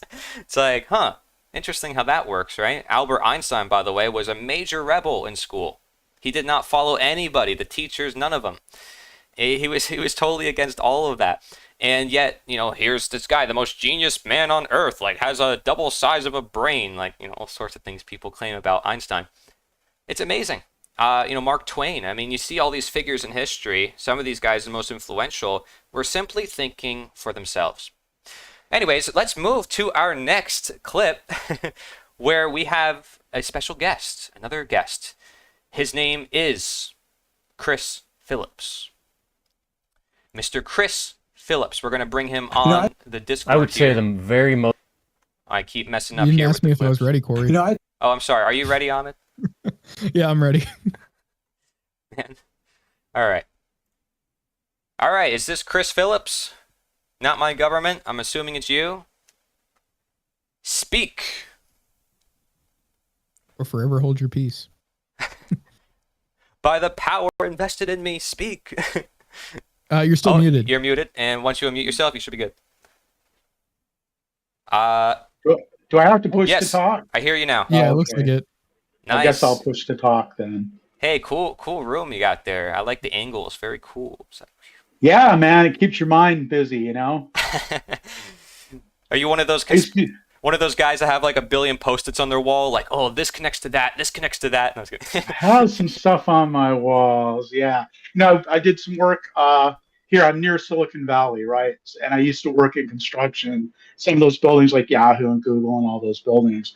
And it's weird. They build their buildings kind of asymmetrical, and they paint like every hallway a different color. And the theory is that if things are too symmetrical, your mind just kind of goes to sleep. So you need a kind of busy environment to keep your mind active. That's very interesting to me because, I've been studying a lot of feng shui and light medicine and different things people can do using frequency, sound, vibration, location, all sorts of things. And you just see how it can change people drastically. Even the power systems that be, they'll purposely put their throne behind, like in front of a wall. In feng shui, that's meant to be like the commander position, the power position. So they do this for almost everything. But if you notice, the Oval Office in America is one of the only offices in the entire world where there's windows behind the seat. So it makes the president look weak compared to China and these other countries. It's just interesting how the psychology works, right? When it comes to how we perceive people simply by the way they dress or they look. And I don't want people to get stuck there. But it does play a role unconsciously, right? Subconsciously, in ways that we don't necessarily understand or see. Yeah, and it's good to notice those things. Just be aware of those things, right? Yeah. Symbolism, right? All that music. Sure. Anyways, I'm so glad to have you here, man. I haven't got to meet you. Man. I loved your clip. And you also sent some other videos alongside with it. I loved it. Thanks, man. Well, thanks for what you're doing here. This is awesome. I mean, it's really cool that you guys are taking the time to put this together and pulling it off like actually pretty seamlessly. That's pretty neat. So it's fun because sometimes you start to feel kind of alone in the world, right? I mean, you come to realize some things that most people don't realize, and all of a sudden, like, you're kind of the odd man out. So getting together like this, I think, is super important, just to let people know that, hey, man, you're not alone. It's like, we see it too. We see that the emperor has no clothes on. Yeah, and I could send this to all the people I network with at the colleges and other places and say, hey, check out this event I did with all these speakers, and they're simply sharing what they think is most important, and we're just asking, like, why? So let's check out your clip right now, if you don't mind. I have it up. Sounds good. All right, here we go. I think the number one thing that's most important that people know is that you cannot believe in government. Our faith in rulers is the thing that is causing humanity more problems than anything else. And really, they do more to prevent human beings from helping each other than anything else really can. it's really our belief in it that gives it power. And as we, as individuals, one by one, withdraw our belief in government, it loses power. And I think if we all did that, we'd have a much better world. Stop believing in it. Keep up the good work, man. Bye. I think I don't usually keep in like the part where it's like keep up the good work, but it fit within the minute, and I'm like, it was cool because it's like it kind of like saying it to the viewer. It's like keep up the good work, viewer. Exactly. Yeah, that's for everybody. That's for everybody here because we're all doing our thing, right? And our little thing, whatever our little thing is, and it's different for each of us, right? So, and I feel like I've asked the question, what's my part? What's my part? And it's like, I believe that my part is to do what, if every person did, would fix the situation. I mean, I'm not obligated to do your part. I'm not obligated to do everybody's part. I'm obligated to do what, if everybody did, would end the situation. I think if everyone stopped putting their faith in the collective government, whatever, them, they, stop believing in it. If everybody just stopped, I mean, we really don't need an armed revolution. We really don't need, to revolt. All we need to do is just like stop believing it, and it just goes away. That's a very, and that's a very interesting dynamic. How do you think that will take place with people stop believing it? Do you think it's going to take more events like this and more online outreach, or do you think it's going to require people coming together, maybe doing events, acts of civil disobedience, like Martin Luther King Jr.'s type style of like walking in the streets with no arms, or Gandhi style of like we're gonna break the law anyways and go to jail willingly, like, or abolitionist style of like we're gonna break the law anyways and go to jail willingly, like, we see in history is often like some level of you have to take some level of sacrifice. So what do you think? Yeah, I think absolutely, like all of that. I think it's going to take all of that. And like I was saying earlier, I mean, everybody's got kind of a different role to play. Sure. We all see it slightly different. And if you think about like the fourth dimension, right? If you kind of imagine like there's a dimension higher than what we experience. And really what that is just like an infinite number of slices of the third dimension. It's kind of esoteric, but really, if you think about it, we're all looking at the world from a slightly different angle. And I think it really takes all of our little slices put together to really see what's really going on, And I can't be arrogant and think, oh, man, I've got it all figured out. If everybody knew what I knew, man, the world would be a great place. I mean, that's how we got into this mess in the first place, I think. It's going to take each other. And I think about like the lockdowns, right?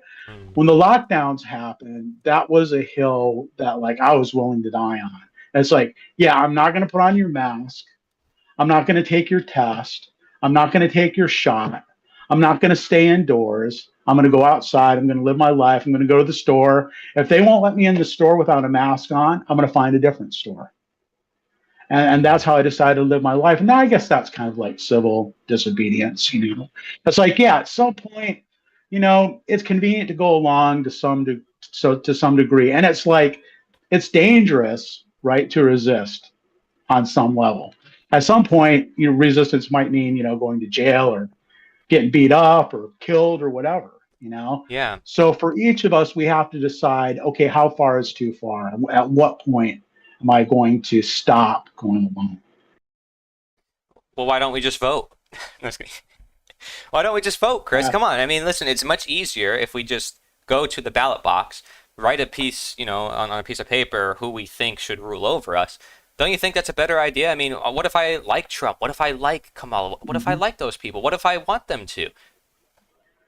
I think that you absolutely should have a right to give your power away to somebody else. I mean, if you want someone to rule over you, I believe that you should have the freedom to do that, But it's like, you don't have the freedom to do that to me. It's like, I mean, I don't even really want to vote about where we're going to lunch. Yeah, you just want to go, right? I mean, I hate the idea of voting. It just is repugnant to me. Yeah, it's like interesting. There's so many ways to make a decision, and there's so many ways to handle a problem. And it's funny to me that we have a system where we say there's only one way to do select things, where it's like there's not like one way to really do anything. I mean, there's like even people on health, like in science, disagree with each other, and that's supposed to be like the most objective thing in this reality. It's like but no, it's like it's the disagreement that actually gives it life. It's actually what gives it freedom, what gives it purpose. Yeah, you know, and it's funny that you're talking about that, and I was thinking as you were talking about that, how they use words and misuse words and misdefine words so that we won't use them or that we'll be turned off by them, like the word anarchy, you know, what that really means. And another one is consensus.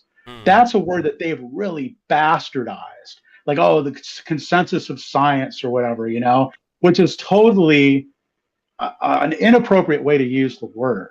Yeah. And you know, I've learned about like bargaining, consensus-based bargaining is just this really beautiful way to make decisions where you can, as a group, make decisions without voting at all. And it's basically, it's almost like a unanimous decision. So the way it works is that, like, you know, somebody proposes something, and it's got to be, in order to be resolved, everybody has to be able to live with it, right? So everybody doesn't have to be in love with it, but nobody can be completely opposed to it. Everyone has to be on board. Like, it's not my favorite idea, but I can live with that decision. And you can come to a consensus without having to vote, without any of that, you know, useless crap. Well, I would definitely say that, you know, the idea of voting in the first place is to drive people apart, to get them to pick sides, to, you know, make it seem like it's the end of the world if your candidate doesn't win, because it's always, you always hear this is the most important election of our lifetimes. Like, how many elections in a row have you heard that for? Because it's been a lot, right? Absolutely. Yeah, it's the most important one. I mean, this one coming up really is, though. Oh, this time for sure, right? Yeah. Yeah, it's like a gambler talking to you. Holy moly. We've been doing this for like 6,000 years. It's just insane to think about how many governments we've gone through in just like one piece of land. You know, and it's like America was, I mean, this place apparently was like Native American. I don't know if they even had a government, right? They were peaceful, perhaps. I don't know. But like, they had it figured out, apparently. I mean, if what they tell us about history is true. Okay, think about this really quick. I'm sorry to no, go ahead. What do people do when they go on vacation? You know, they're like, some people fish, some people camp, you know, just lay around and relax. You know, some people might, you know, go hunting because they're into that sort of thing. That's what Native Americans were doing for a living. They were basically on vacation for a living. That's the way we used to have it. And then these guys came along with a better idea. Now this is what we've got. Yeah. And, you know, I love the way you're portraying this information. I don't know if you've done any content creation before. I think I looked at your channel and you do some like stuff with like your business perhaps. But do you have any plans in the future? As my final question, I don't know where you are. I don't know if you want to disclose that for viewers out there who maybe want to connect with you, but also any of your plans in the future, any projects you're working on, any events, anything like that? Yeah, absolutely. I am in Santa Cruz, California, beautiful Santa Cruz, California. Nice. I've been here since the turn of the century. I love to say that. And recently, I began to farm delicious, edible, gourmet mushrooms. So I decided that my way to push back against the system was I was going to become a farmer. So they hate farmers and they're trying to kill them and burn their farms down. I thought, yeah, that's where I want to be. Oh my goodness. So I started a mushroom farm, and the beginning of this year, I really went full on. At the end of this year, I'm getting out of construction, and we're into mushrooms full time. So my website is santacruzmushrooms.com. You can go there. You can find my Instagram. I'm not doing much like truth content type of stuff. I mean, I'd like, I might do more, I want it to be totally organic. I don't want to force it or anything. Right. Really appreciate your giving me the opportunity to come on here and rant a little bit. This is really fun.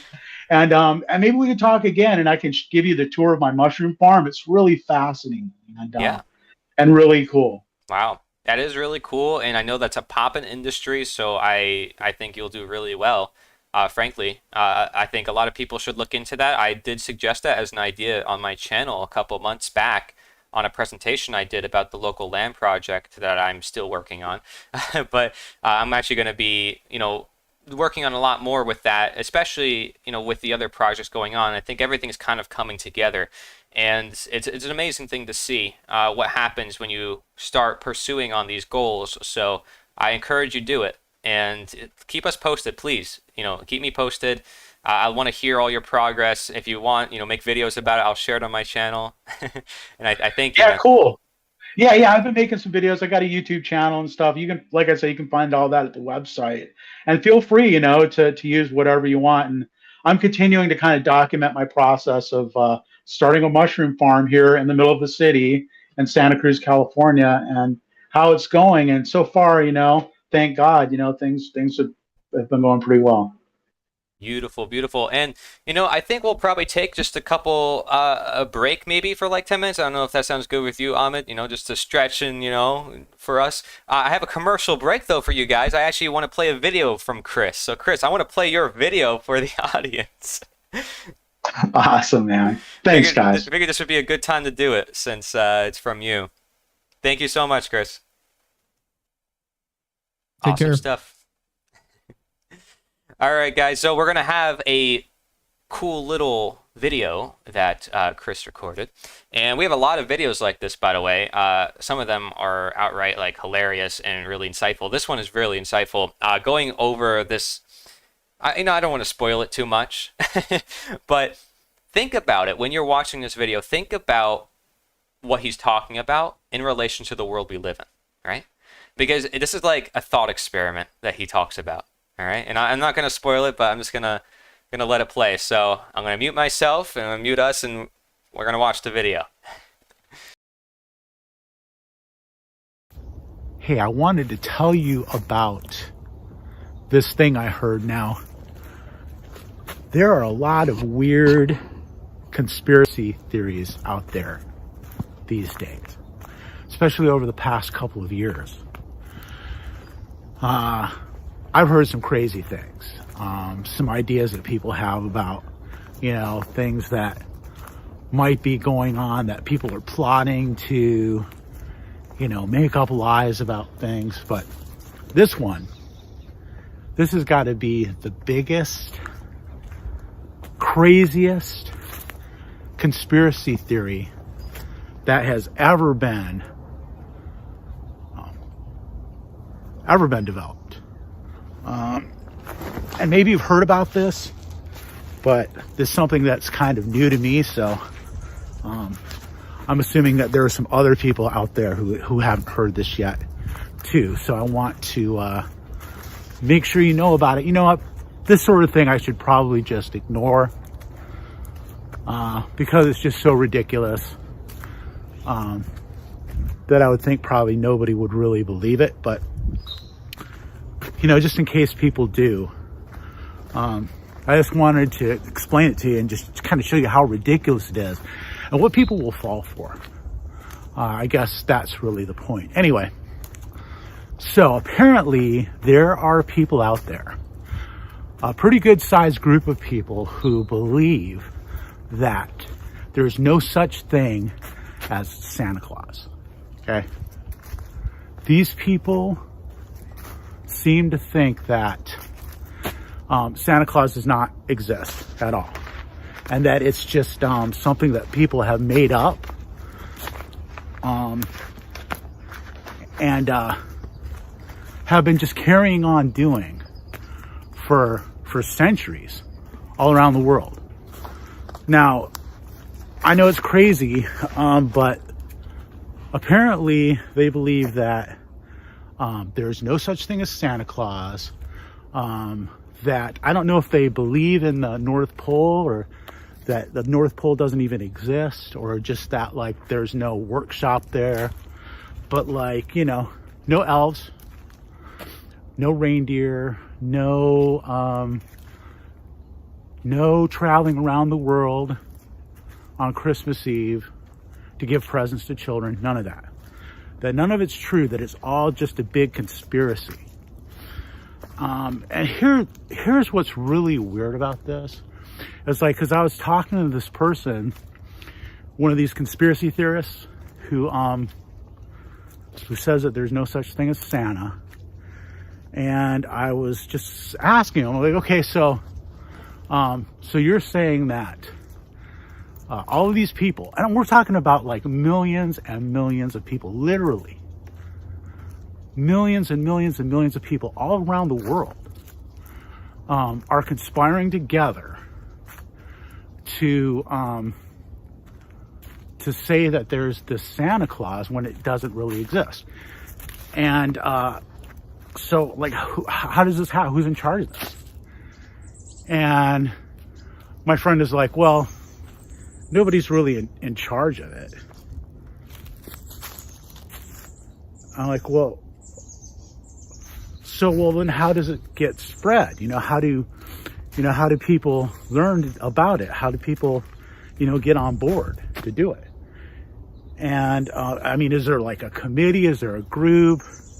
How do people get trained? Where do people go, to learn about this Santa Claus conspiracy, to participate? And he's like, yeah, there isn't anything like that. There's no like training or meetings, secret meetings. There's no committee. There's no leader. So it's like, okay, so what you're saying is that people around the world just kind of spontaneously decide to participate in this conspiracy, right? It's conspiracy to lie to kids about Santa Claus. And he's like, well, I don't know. I mean, you put it that way, it sounds kind of crazy. I'm like, yeah. It's like, so, okay, so if there's no Santa Claus, then where do the presents come from on Christmas morning?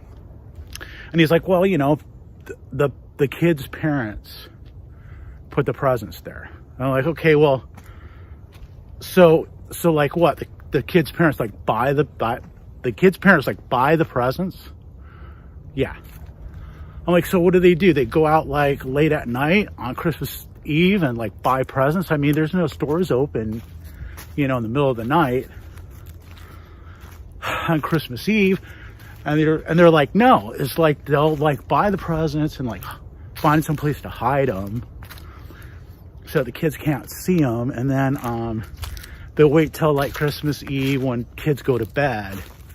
And after they're asleep, they'll get up and sneak the presents out underneath the tree, right? Like, okay.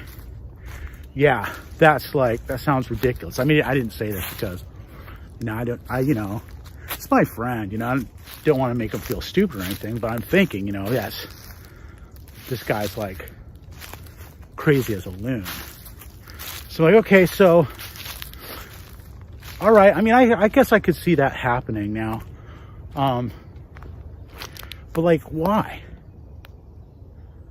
I mean, why? What benefit is there for all these parents? And then we're not just talking about some family somewhere, right? I'm not talking about just like somebody's parents. We're talking about millions and millions and millions of households, not just in the United States, but all around the world. And it's like people, not every culture practices Christmas. Santa is like, Santa is very respectful of culture. So, I mean, if somebody doesn't want to practice Christmas, Santa won't just show up at their house, because that wouldn't be cool. I mean, he's not like that. But millions and millions of people would be like practicing this conspiracy to lie to children, to pretend that there's a Santa Claus when really there's not. What benefit is there? And it's like, do they get money, you know, or power? And my friend is like, no, they just do it for fun. It's just the thing that they do for fun. So it's like, okay, so like making up the story and lying to children is like fun. That's why people do it. It's like, well, yeah, I mean, when you put it that way, it sounds kind of crazy, but yeah, it's just a cultural thing. It's a tradition that people have done for a long time, and it's not, Santa Claus is not real. It's not true.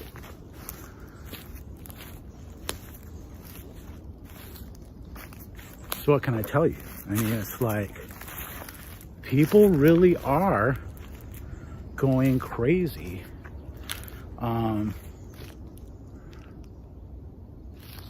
So anyway, just to kind of, put it all together, there are people who believe that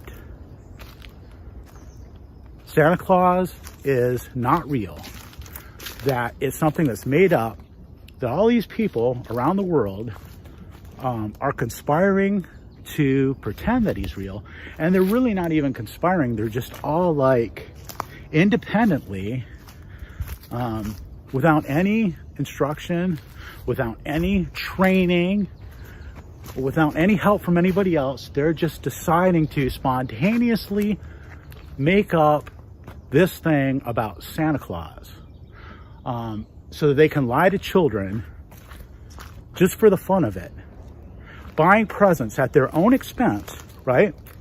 Going through a whole bunch of trouble of like sneaking around to buy them and hide them, and then get up late at night on Christmas Eve to like put the presents under the tree and pretend that Santa Claus did it, like so that they don't get credit for buying the presents themselves. They're going to give the credit to some like mythical person. Anyway, just want to let you know, there are conspiracy theorists out there.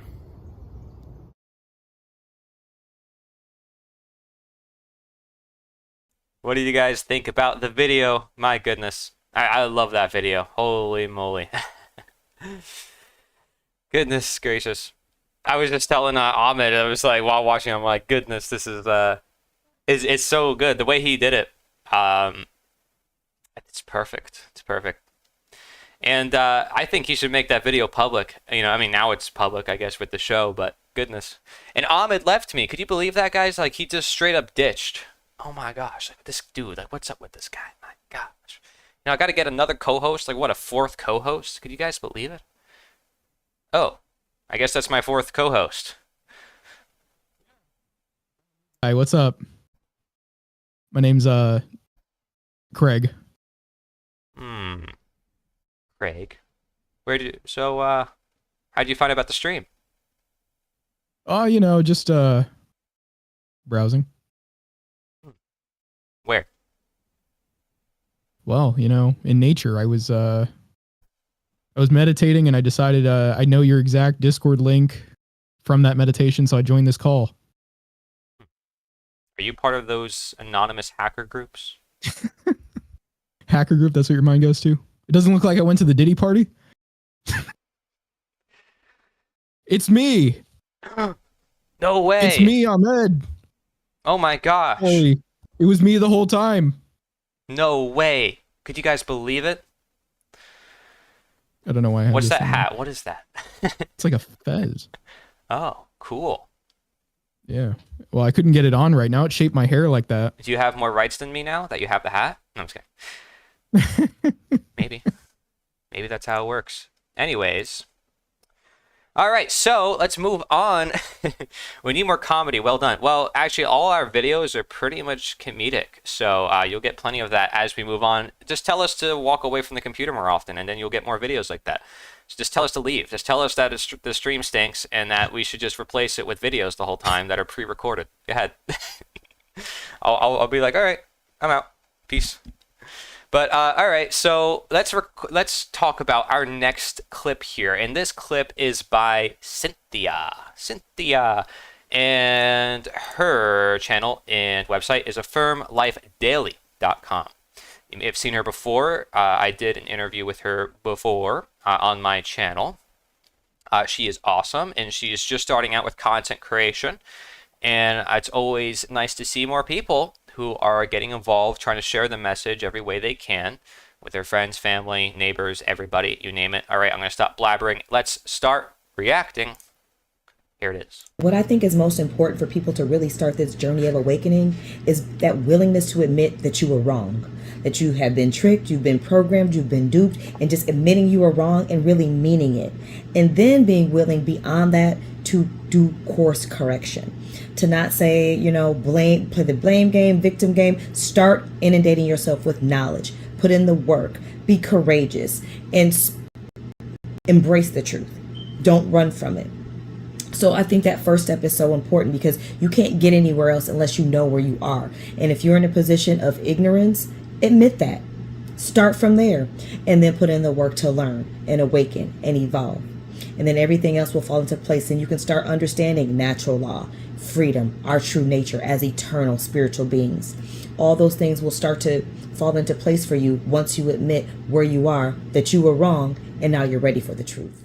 What I think is most important for people to really start this journey of awakening is that willingness to admit that you were wrong. I just wanted to replay it again. Because, it's that's what's cool about 1 minute clips is you can just replay it and then see what they're talking about, just to get it through one more time. Because, the first time may not go through, it's what is she talking about? What am I admitting that I'm wrong about? And she's like, well, it's because you're willing to go beyond, your beliefs, and you're willing to say, maybe I didn't think this for myself. And you're not going to point the fingers at other people. You're going to start looking at yourself. Am I wrong? Is it possible? Is there any possibility whatsoever that I'm wrong or that my belief system is limited or not complete? And I can pretty much guarantee you, everyone out there, including in the natural law community, sorry to say this might offend some people, you're limited in your belief systems, but I'm included within that. I don't know the whole truth, and nor do you. It's admitting to that, which is where we then can learn more and can attain more knowledge. If we don't ever admit to the fact that we don't know everything, we can never learn. We can never do science. We can never experiment because we've got it all figured out already. There's just no point. But see, that's just an illusion because you can't stop time. You can't stop change. Change is a constant. Translations are always changing. Philosophies are always changing. So what you think to be natural law right now is not necessarily the natural law 100 years from now. Even though you claim it's immutable, binding conditions that always exist, this is something to bear in mind when you consider the nature of reality. The nature of reality. I'm saying the natural law of natural law. How far do we go? You see what I mean? You start asking yourselves questions on, is what I claim to be objective really objective? Or is it an aim? Is it something that I'm trying to find out and think that's the truth?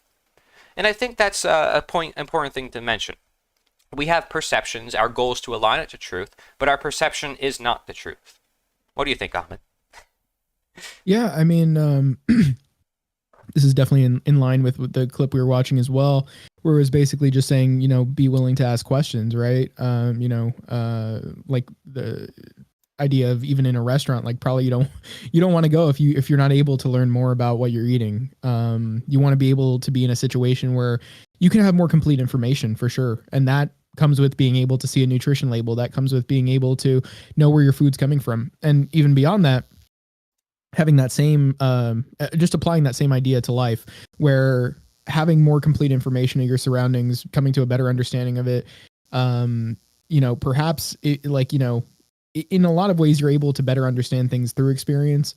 Not necessarily at a restaurant can you do that with that food. So, I mean, I guess in terms of how that's applicable to life, I suppose maybe just don't go completely blind into things that you don't know about, but at the same time, be willing to learn about those things perhaps, and be able to use the lessons you've learned from life to look out for yourself and just keep your self-interest in mind. Yeah, I think a common tendency as well for people who are truth seekers, right, is if you are realizing that you were wrong in the past and that brought you to where you are now, which is realizing that you were wrong and now that you have new knowledge, to realize that because you then were resistant, now you might be resistant to certain knowledge as well. And picking up on where you are resistant to different ideas will help you see where you're still stuck. There still are remnants stuck in people, potentially, of indoctrination. There's remnants of that programming that went on since you were very young. So it's hard to uncover that unless you're truly, bring back to Jim's clip, present. Until you really take a step back in total to really reflect on yourself. And it may take journaling, it may take going out in nature and on a retreat or whatever to do that. But sometimes those traumas and those things you have to address can seep so deep that to address it on a holistic level, you need to be able to do that. All right. So I just figured to mention that because that work is still being done by all of us. None of us are perfect. We all have stuff that we're working through constantly. And it's to know what you're working on, like I said, which then gives you power. Like I'm not the best right now with my speaking ability. Some people may think I am, but I know that I'm way more than this. I know that in the colleges, I might hit my scene. I know that that's where we're going to really change the world, where we can create a domino effect. I know what we're doing with Jim Gale and other projects. I know that this project isn't necessarily going to change the world, but you know what? It does help change some individuals. It does help influence some individuals. And to me, that's still a win because you can be the one to do all these other big projects or see something that I don't see. And it could be anyone. I mean, I interviewed the other day, I met somebody who was my age, and she said she found Mark Passio when she was 15. And she had such a dark history in life. Nobody knows who she is. She's never really been in any of the communities, expressed who she is. But this is just somebody who follows Mark Passio. And there's tons of people who follow content creators who aren't public about it. And I'm finding more and more of them. They're like, yeah, I know who you are, but I just, I haven't really wrote any comments. I didn't write anything in the chat. Like, I've kind of just been watching, and I really like what you say. And one day I hope I can speak up the same way, or I plan to, or whatever.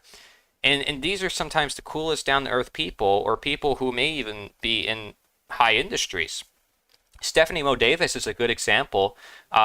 She's part of my medical project, which I'll be sharing later on.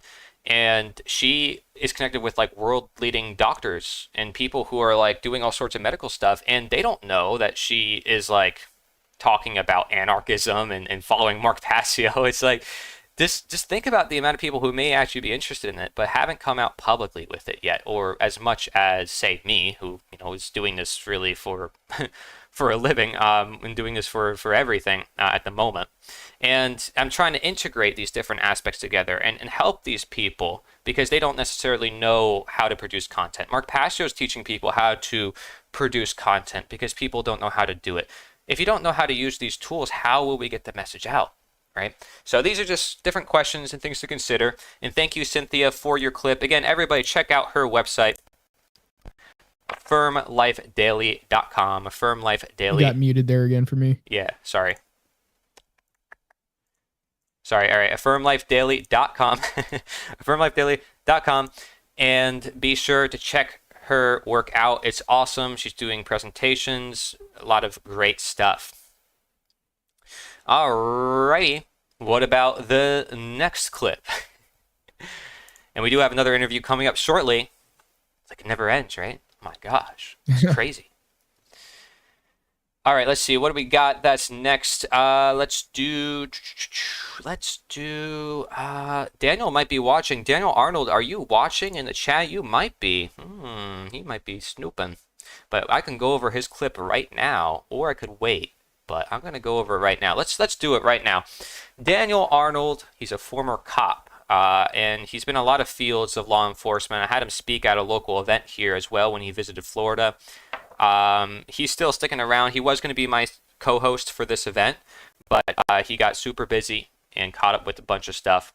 So that's unfortunate. But, oh, he's still here. Okay, cool. Awesome. Daniel, if you want, you can join us on mic if you want. You don't have to. But I figured I could go over your clip right now. So let's do it. Let's check it out. They want to. The 21st verse of the This always happens to me. It's like I click on the clip and then it brings up They want- something else that's totally unrelated. Okay, let's check this out. Daniel Arnold, everybody. They want to obfuscate what gender is. They want to obfuscate the role of the sacred masculine and the sacred feminine. They don't want us to have balance. They want us imbalanced in every single way.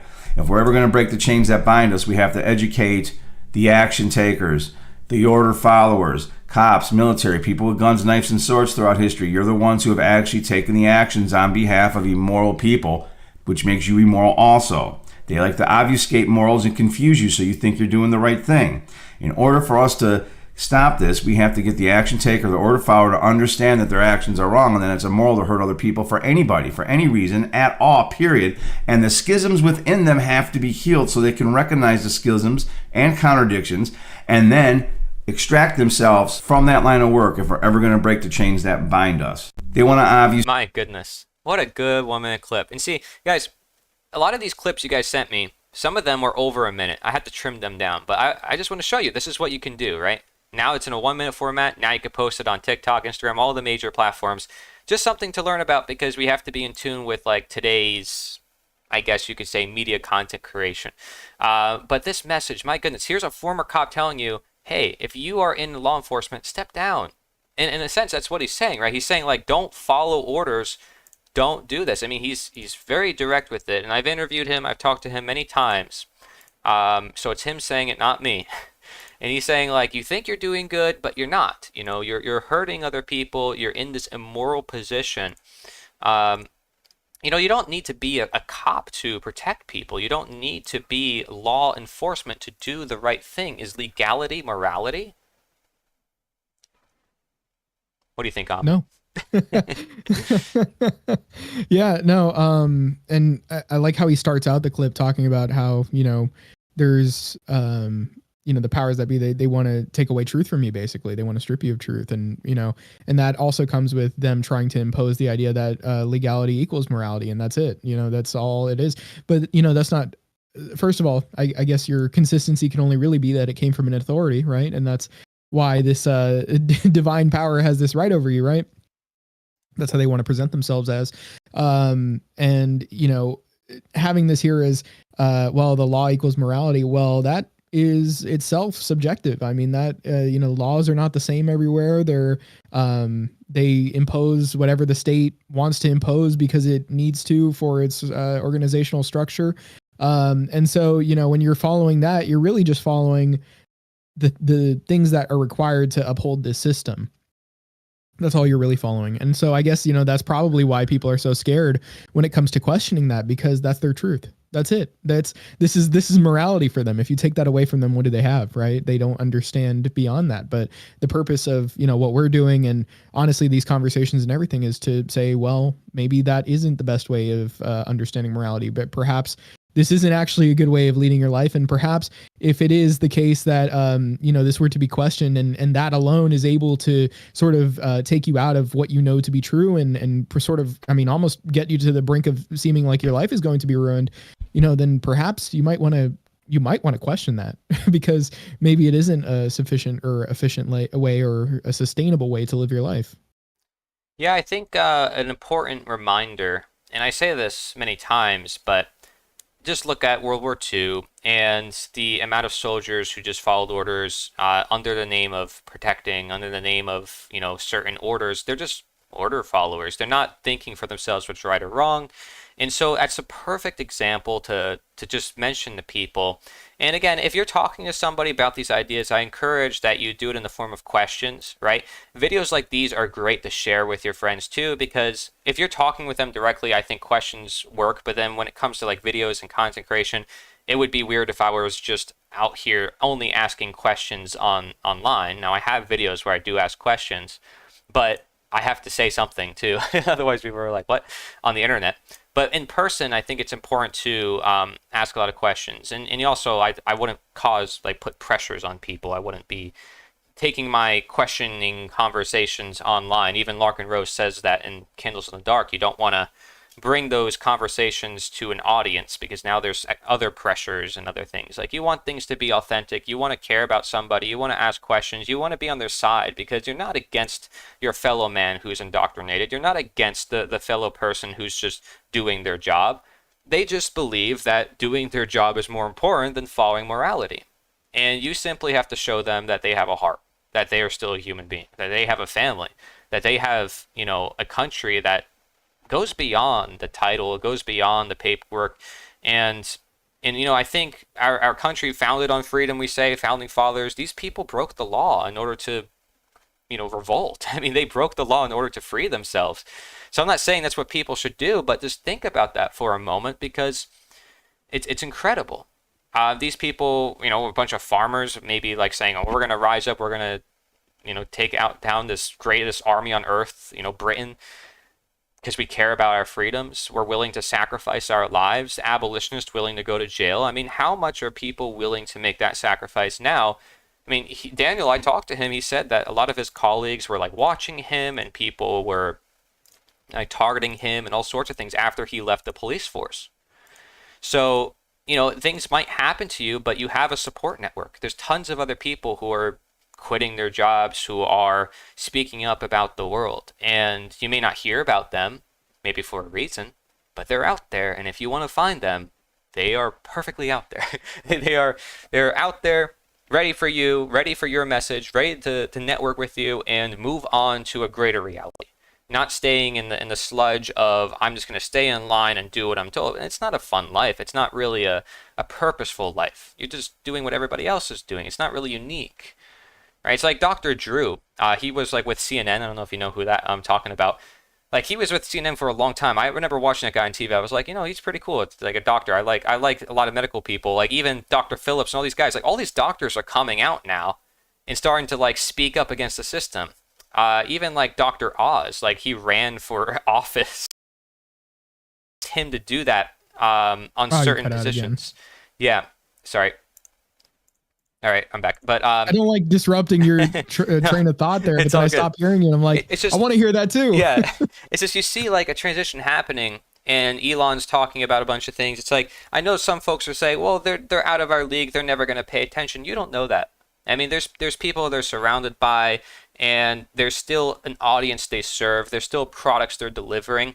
I believe it is possible for anybody to be inspired. That's what Jim Gale says. I agree with him. And I mention his name again and again because we're doing projects together. We have to inspire people to be the change. Jim is living the solution. We can all live the solution. We just have to get to that point by just talking about it, envisioning it, creating it with other people. We can do it.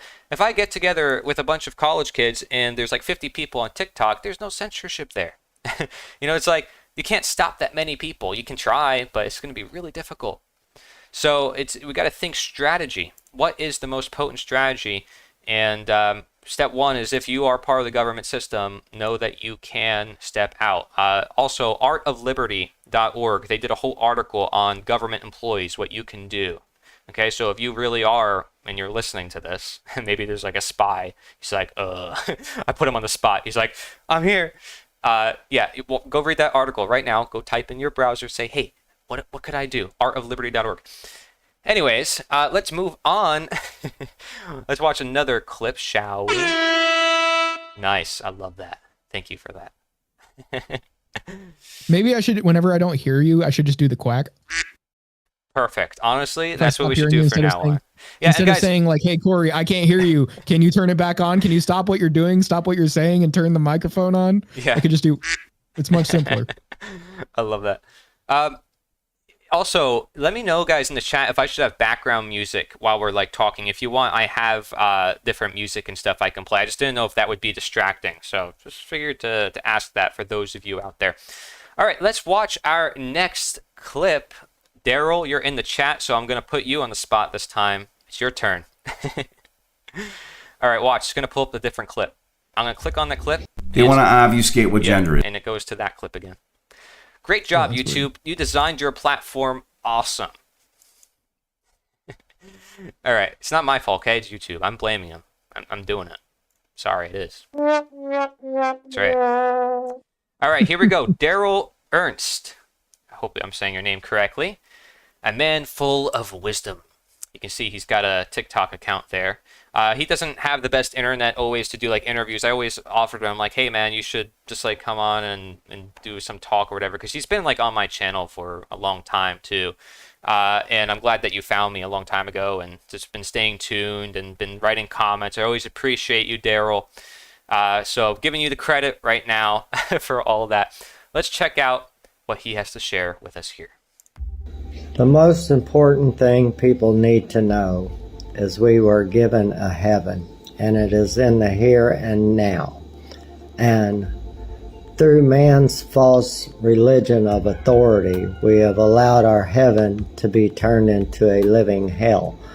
And the only way we are going to reverse this course and create the heaven we were meant to experience on this earthly plane is to lose our religion of authority. Thank you. All right. So, and by the way, you hear like, I don't know if you noticed, like there's like chickens in the background. Yeah. They're like roosters. I love that. I put some music to it too, Daryl. I just thought it like fit. Like I put music only where I thought like some of the clips would just be like, It sounded like the chickens were part of the music. No, they were. Sounded They were like part of the clip. song. Yeah, it's interesting. Yeah, so, okay, now we're delving into religion. Oh my gosh, another touchy subject we're not supposed to talk about. But we're going to talk about it anyways. But here's the deal. You can think whatever you want. Our message is quite simple here on this show, right? Think whatever you want, just don't impose it on others. Don't use violence to impose it on others using the state, using these people who we call authority. So that's what he's referring to here. When he says the religion of authority, I don't think he's talking about God here. He's talking about man worshiping man.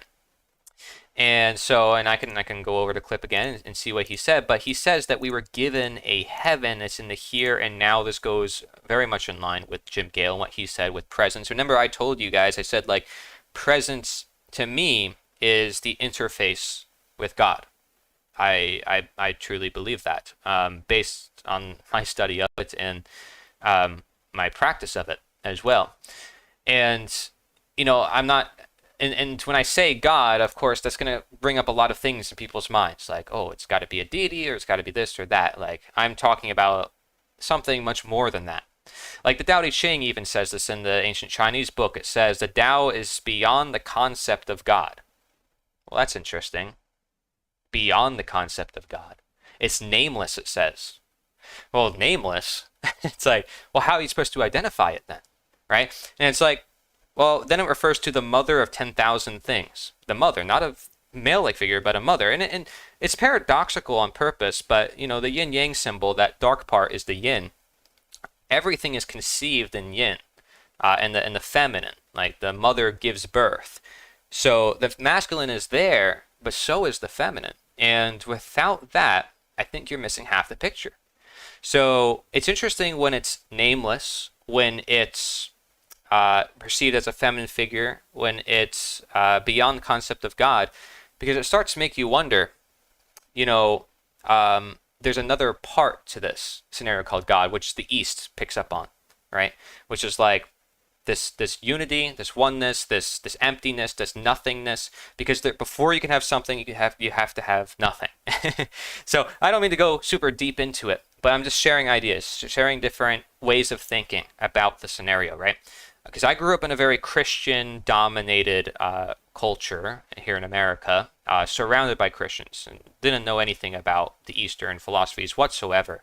And it's very interesting to me when people tell me I have to read a certain book and I have to do certain things, and I'm cool with it. I meet a lot of awesome down-to-earth people, especially here in Florida. There's churches like in every single block, you know, but there was a time where these churches said, hey, we got to go on a crusade. We got to like kick these people out of this country, and we got to like arm up with the state and like use that power to control everybody else. Look at the Middle East right now.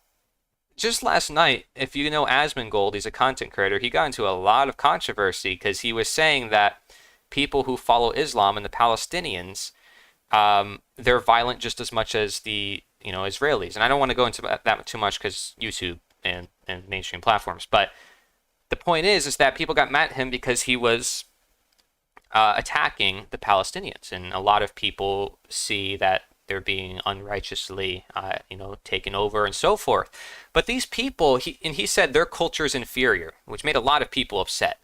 For me, I understand why people get upset, and he understands that too, which is why he made like an apology. But is he wrong when it comes to moral inferiority? These people are fighting religious wars. They believe in what they believe in, and they want to impose it on others using the arms of the state. To me, that is a barbaric practice. That is a morally unadvanced practice. And you can get all upset about it as much as you want, but I'm not saying America's any better. Most people in America still believe in that concept of government authority, as he's saying in this video. But we do have concepts like natural rights and natural law and more concepts of freedom than these other countries have. So I'm not comparing and contrasting here. I don't want to do that. I believe those people are just as smart, probably smarter than us in many ways, and because they're more prepared and they probably pay attention and probably come together with their communities more. I mean, goodness, there's probably a bunch of things. But in some aspects, we might be more advanced. In some aspects, they may be more advanced. And it's just about recognizing that we all need to advance each other. We need to evolve the human species, get past this idea of religion and wars that are attached to religions and treating government as a religion. That's at least my view on it. What do you think, Ahmed? Am I being too controversial? Am I going to get canceled? Well, I think just, naming some of the things you do, I mean, these days, they'll just get you some red flags on YouTube. Yeah, I mean, definitely, like, I don't think it's wrong to analyze, practices and say that some are more problematic than others. Like some are less, they give less of an ability for human flourishing. They give, less of an ability for sort of, I mean, the word has been sort of, used like on everybody's bumper sticker at this point that's a liberal, but coexist, right? The ability of humans to be in the same spot without having these issues is definitely not helped by like a lot of like older religious views that sort of just they have certain views on what must happen to those who are not of that religion or that don't follow it or that speak against it. And it definitely can get to the point where, and this isn't exclusive to one religion or anything, but, some could be more so than others that, these ideas really aren't compatible with ideas of freedom. And so, at that point, it's not about, taking out people that, that have these beliefs, but it's more so not allowing the violence to happen, not, obviously like defending yourself, like, and allowing people to defend themselves from it. But that also doesn't mean that a state has rights. Like people say, oh, well, this state has a right to defend itself. No, individuals have right to defend themselves from aggression. Aggression can come from either side, and states pretty much only enact aggression. So, it gets more nuanced than what people like to see it as. But, not only do people have a right to defend themselves from any of these, like, aggressors who are sort of based on these beliefs, these, anti-individualistic and anti sort of human beliefs.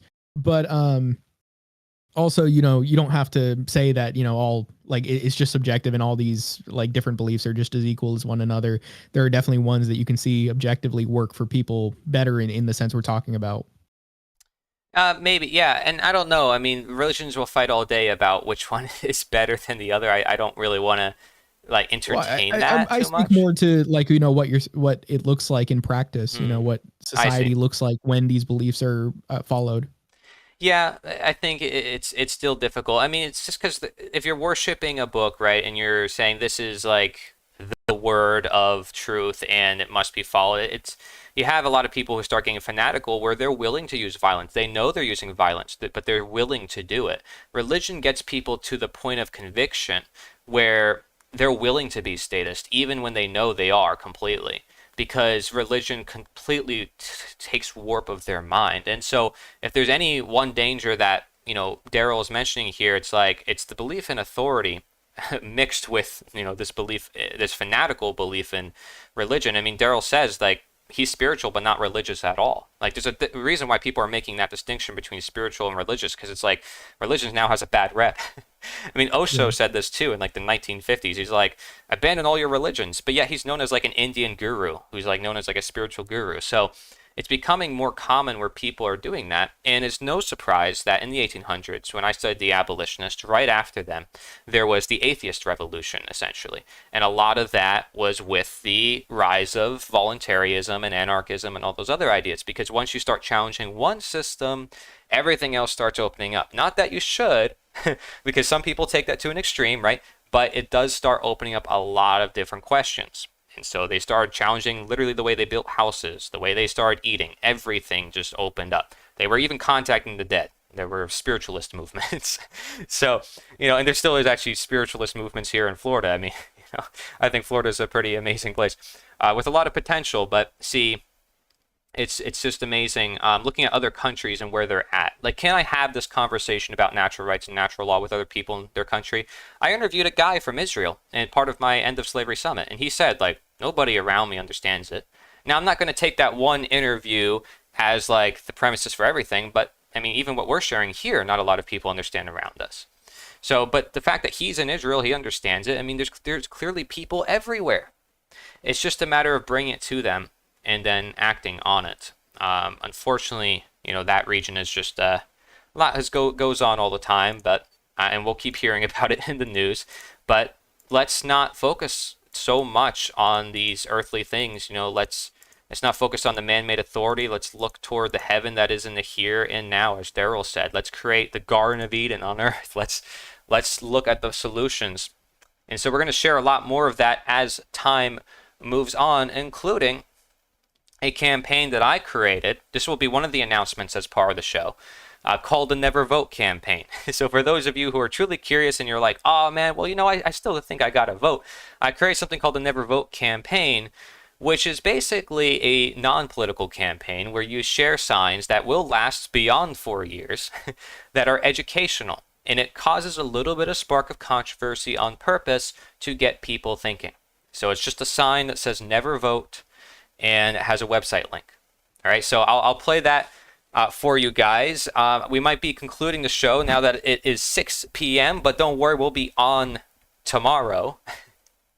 And so thank you, Ahmed, so much for joining me here. I don't know if Soul Expression, are you here? I was just curious. I just wanted to know, are you in the chat? He might be snooping. There's a whole bunch of people snooping. Yeah, I was just going to mention, like, I had seen on Etsy that a guy did sort of like not voting stickers. Because you know how there's like the I voted sticker? He did not voting. I think you could still kind of go with that idea sort of, because a sticker really works. And it's like, you don't necessarily have to take his exact idea, but his is like not voting and it has a black flag on it instead of like an American flag. It's really cool. But I think like, didn't vote could be something you put on there maybe to not exactly rip off the idea, but kind of have the same sentiment. Yeah. Something like that. It doesn't have to be a black flag either. It could be just a didn't vote sticker. Yeah. And, that gets people asking. It's like, well, why didn't you vote? What isn't that our civic duty? Isn't that, something we're supposed to be doing? So yeah, I find that interesting. And I think that's like, hopefully it doesn't get to the point where it's like, you're being kind of, annoying about it or anything, you're not trying to bother people, but you're just trying to get them to think.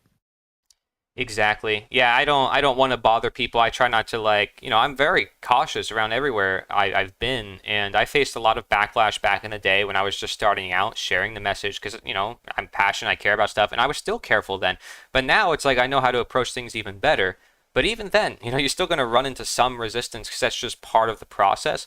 But I will tell you, since doing all the events and doing all these different things, I'm surrounded all the time by a lot of great, awesome people. And so I think anybody can have that if they just do enough networking in their area. I encourage you to do that. Go to the Liberator.us. There's a networking section. Check it out. But thank you, everybody, for being here for the showcase. We're going to wrap it up here. I'll finish off with this video, the Never Vote campaign. Ahmed, thank you so much for joining me. We'll be here back tomorrow. Everybody can share the word. You can watch the replay if you'd like, both on Twitch and YouTube. And we'll keep doing what we got to do. I have a lot of big announcements in the coming days, like really, really big announcements. And I'm saving them toward the end on purpose. I'm sorry. I'm just going to do that. But but it's not like the end. One of them is tomorrow, and the other one is the next day. So we have 2 more days locked in, and I appreciate you guys for being here. I love doing the interviews. I love chatting about the clips. I thought it went pretty well. What do you think, Ahmed? Aside from my mic cutting out. I for sure enjoyed it. I was just gonna say, like, if anybody here wants to contact me on my Discord, because I'll add you to my server, and I have a community there that I'd like to sort of grow. My Discord is Anarcho, ANARCHO, and then Nitrain. It's all one word, like all together. Nitrain, night, and then rain. So like NIGHT, rain.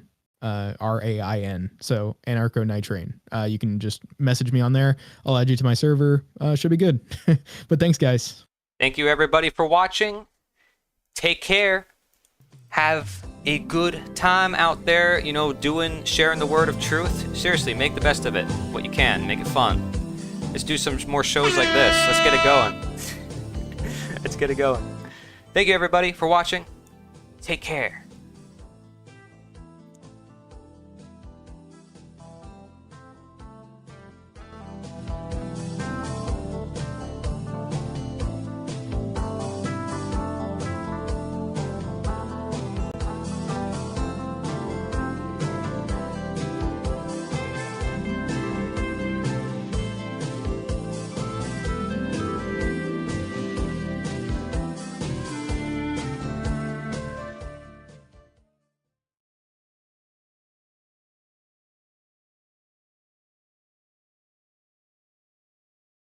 So you want to create a change in this world. Perhaps you don't have to vote somebody into office or change the laws. Perhaps we actually need to rethink the entire way we change this system. And I created a non-political campaign called the Never Vote Campaign, meant on purpose to spark a bit of controversy only as necessary to educate the public. Because when you challenge the status quo, naturally controversy will just happen. But it's not like we're asking for it or we wanting it. We really just want to help people see the truth, help people see those ideas that are kept away from them. So this Never Vote campaign goes into exactly that. If you go to nita.one/vote, this is a website, I have it on the screen for you guys, where you can learn about why people should never actually vote. Never, not don't vote in this election or be an independent or vote libertarian, but never vote, period. Now, this is a very unknown stance and position, but yet it is one based on a moral, psychological understanding of a concept called statism and voluntarism, which most people have never heard of, yet can unite so many people and get us away from the divisions and from the fear and the divide and conquer that is happening in modern day politics. I created a documentary called The Ugly Truth About Politics, and it goes into all the different facets of the political process. And what is this word politics? It means city, polis. It doesn't necessarily mean we have to vote people into office. It could mean that we're just helping out each other voluntarily without imposing our will on the others and say the left or the right, they're bad, we need to do this and impose it on them because they're evil. What's the second part of that word? Politics. Ticks are parasites, man. Well, we don't want no parasites anymore. If you notice, over 50% of people often in America don't vote at all in the general election. So their voice isn't even being heard. And then the people who do vote, another 50% of them don't get what they want done. And they just have to sit there and be like, oh, well, I did what I could. My vote is my voice. But they're not actually voluntarily creating the world that they want. They are voting other people to change the world for them using violence on those they disagree with. They're not actively saying, hey, let's come together and let's build these solutions, show by example, educate people. I got a question. No. Businesses and organizations are not like businesses. So if they vote more like harder, can't it help? If they vote more harder? Like they can vote harder this time. It might help. Yeah. Just vote more harder. You gotta. What if we don't have the right person in office, right? What if we need to just cut down on the laws? What if we just need to try to make it a little bit better? Like maybe if we pass this one person in office, well then the economy will get better. Maybe my business will do better, and surely it will because we know this candidate has that position, right? But are we really going to go from one plantation to the next and still be on a plantation? Are we really going to play the game and still be the pawns? Right? It's like this is the question. You, for the people, by the people, you're in charge, but you're not, because you're putting someone else in charge of your life. So when you really break it down, if you want true freedom, if you're a true truth seeker, you're going to go to this website and you're going to look at these videos and these resources, because no one else is going to share it with you. And somebody's got to tell it to you like it is, because if not us, who will? Right? All these people are invested. These people online, these political content creators, this is how they make their living. They play the game of ideology. They're stuck. They're not going to escape it, because they built their whole branding around it. And these politicians, that's all they know. That's the only way they know how to change the world. That's the way most people think, oh, that's how we change the world. There is no speck of possibility of any way else. It's not like, well, influencers or celebrities or businesses, yeah, they don't make an impact. No, they make a huge impact every day, and they don't use politics. So what's up with that? How come a business doesn't need, votes, doesn't need violence or laws in order to change the world? And people like Elon Musk, people may dislike him, but is he running for office, imposing his will on everybody? No. But you know what businesses do with governments? They lobby them, and they get done what they want, because they can use the violence of the state to their business's benefit, which is why you see so many agricultural, medical industries working with the government. People like the FDA and all these three-letter agencies, Monsanto and all the agricultural companies, they're all working with the government to protect themselves from lawsuits, to protect themselves against the consumers, to give themselves tax breaks so they can overrule all the mom and pop businesses. Amazon can, get away with not paying taxes, can get away with having a monopoly because they crush competition using the power of the state. So when you have people who can engage freely and voluntarily, it's very different from having a government that's telling people how to live their own lives. And even if you reduce that, well, why are we still telling people how to live their own lives? You see what I mean? At what point do we recognize that we simply own ourselves and that nobody should rule over us? Can we ever get to that point? Or do we feel like, it's got to happen gradually, or a transition? Did the abolitionists say, well, slavery needs to be reduced in increments and it needs to be gradually reduced? That was called gradualism. No, they were immediatists, meaning they wanted to end slavery now. They knew it was not going to be an instant process when they say now, but what they mean when they say now is that they have principles and that they live by those principles to say, this is right, this is wrong. Slavery is wrong, end it. And under all circumstances, end it. So if you recognize you own yourself, you recognize you're free, then apply that in all aspects of your life, no exception. Otherwise, are you truly free? You mix the lie with the truth, it makes the lie more dangerous. You allow any violence, it grows. You want to know why limited government doesn't work? By voting, you're feeding the system, and you're agreeing to this contract by voting. Yes. It's the same thing I think about the Constitution. People get mad at me when I say I'd wipe my ass with the Constitution. I would. I don't agree to some human being or scribbling some crap down and telling me what my rights are. I know what my rights are at birth. I'm sovereign. I'm free. Mm-hmm. And so is everybody else. We don't need a Constitution. This is why they keep fighting over it. Right. Read the works of Lysander Spooner, The Constitution of No Authority, where he proves from a lawyer perspective and a natural law moral perspective that you never gave your explicit consent to the Constitution. You're born into this country. You're presumed to be ruled the minute you're born out of the womb, and you have to sign all sorts of paperwork, and you have to record everything you're doing. You're not free. I have a video talking about why you're not free. You have to have licenses for this and that and this. You can't sell lemonade in front of Capitol Hill. You can't hand out brochures in front of Independence Hall. You can't drink or sell raw milk, something that has been produced for thousands of years, or grow a certain plant or consume it. Or it's like, is it not your body? Is this not your property? You can't bury your dead. Think about this, thousands and thousands of years, because I've lost two friends in a period of like 1 week, just about a month ago. And the amount of money it costs for a funeral. The funeral industry is in bed with the pharmaceutical industry and the medical industry. Everyone's making money off of it. You can't even bury your dead. They'll say it's some type of physical health. No, it's not. Bury them in your backyard 6 feet deep and grow a garden. Yeah, they actually have green cemeteries nearby where they actually use people's dead bodies to help produce landscapes. I mean, this is just a cycle of life. We're interfering with nature's natural changes and the spontaneity of people coming together, offering different solutions and products. But no, we say there needs to be a middleman. There needs to be a government or somebody say, oh no, we got to use violence. We got to, tax or regulate this, right? So be sure to go to nita.one/vote, and you can actually print up signs, put them on different public areas where you are allowed. Okay, generally speaking, you want to respect people's private property and people's living space. Okay, but do share this around as much as you can. If you want to print them on actual political signs and put them next to political signs, you can do that. But let's share the word. Let's make this a big thing, the Never Vote campaign. Okay, there's nothing like this really out there as far as I'm aware, and this can make a big difference in the minds of people, helping them see a different reality.